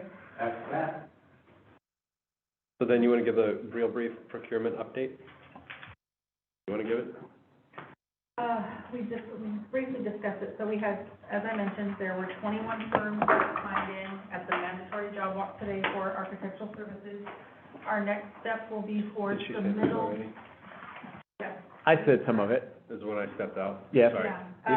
You don't have to repeat anything. I mean, So you can skip it. submittals will be due March 2nd. During the next FDAC meeting, depending on if we meet on the 13th or the 6th, we will have an update. We'll at least let you be able to know either A, how many firms actually submitted and that we're reviewing and scoring, or B, we'll let you know who was reviewed and scored and who was shortlisted to interview. It will be one of those two updates.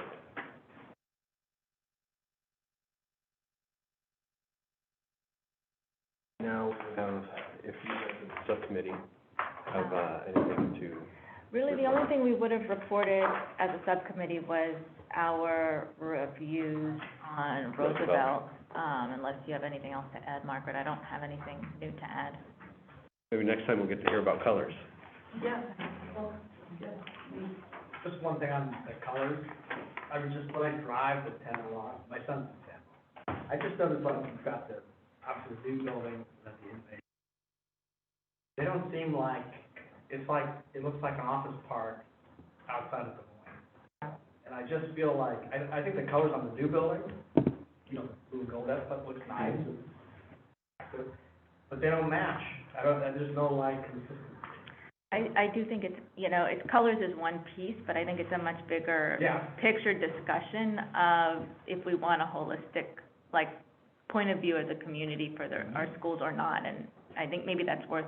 It's definitely worth the discussion. Worth the discussion. Yeah. And not even like, I mean, there's one in the whole district, but it's like. You're talking about on one campus. $1 million high school. Yeah. What's gonna be the most expensive history? Not by the time it's built. Not by the time it's built.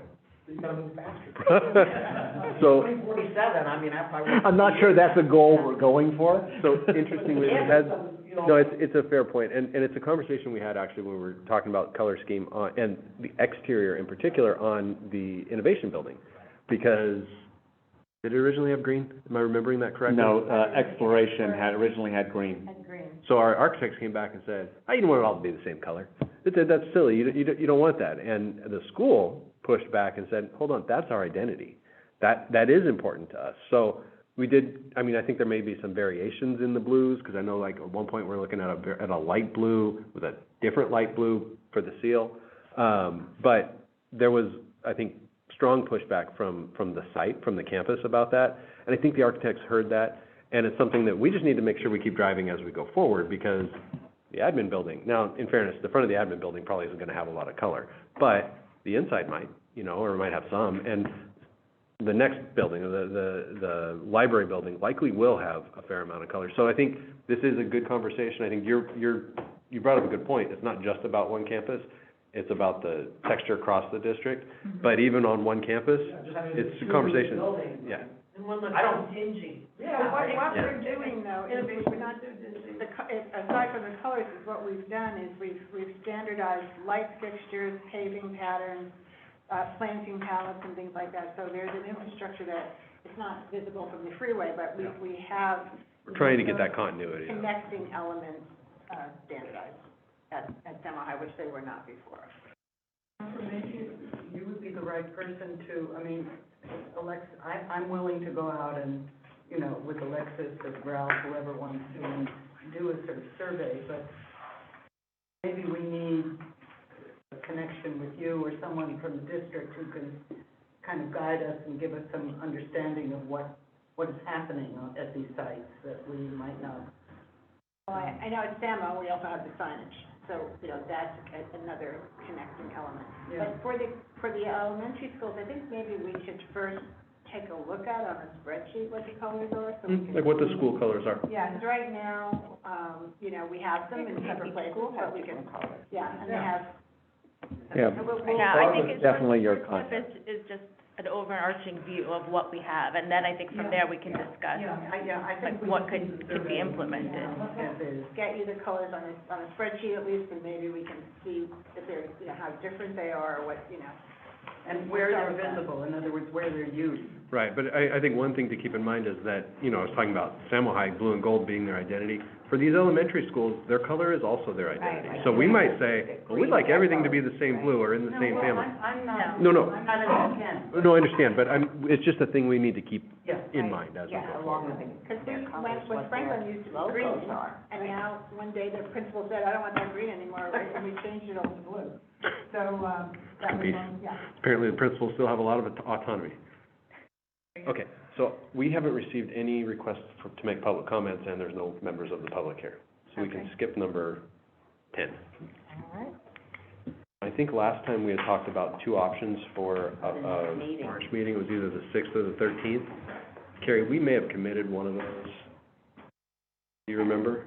I'm checking. I think we did the 13th. They're both on the calendar, because I sent them out already. The main one, the 6th was a backup. Okay, so then we've committed somewhere else for the 6th. So the 13th is what we're on.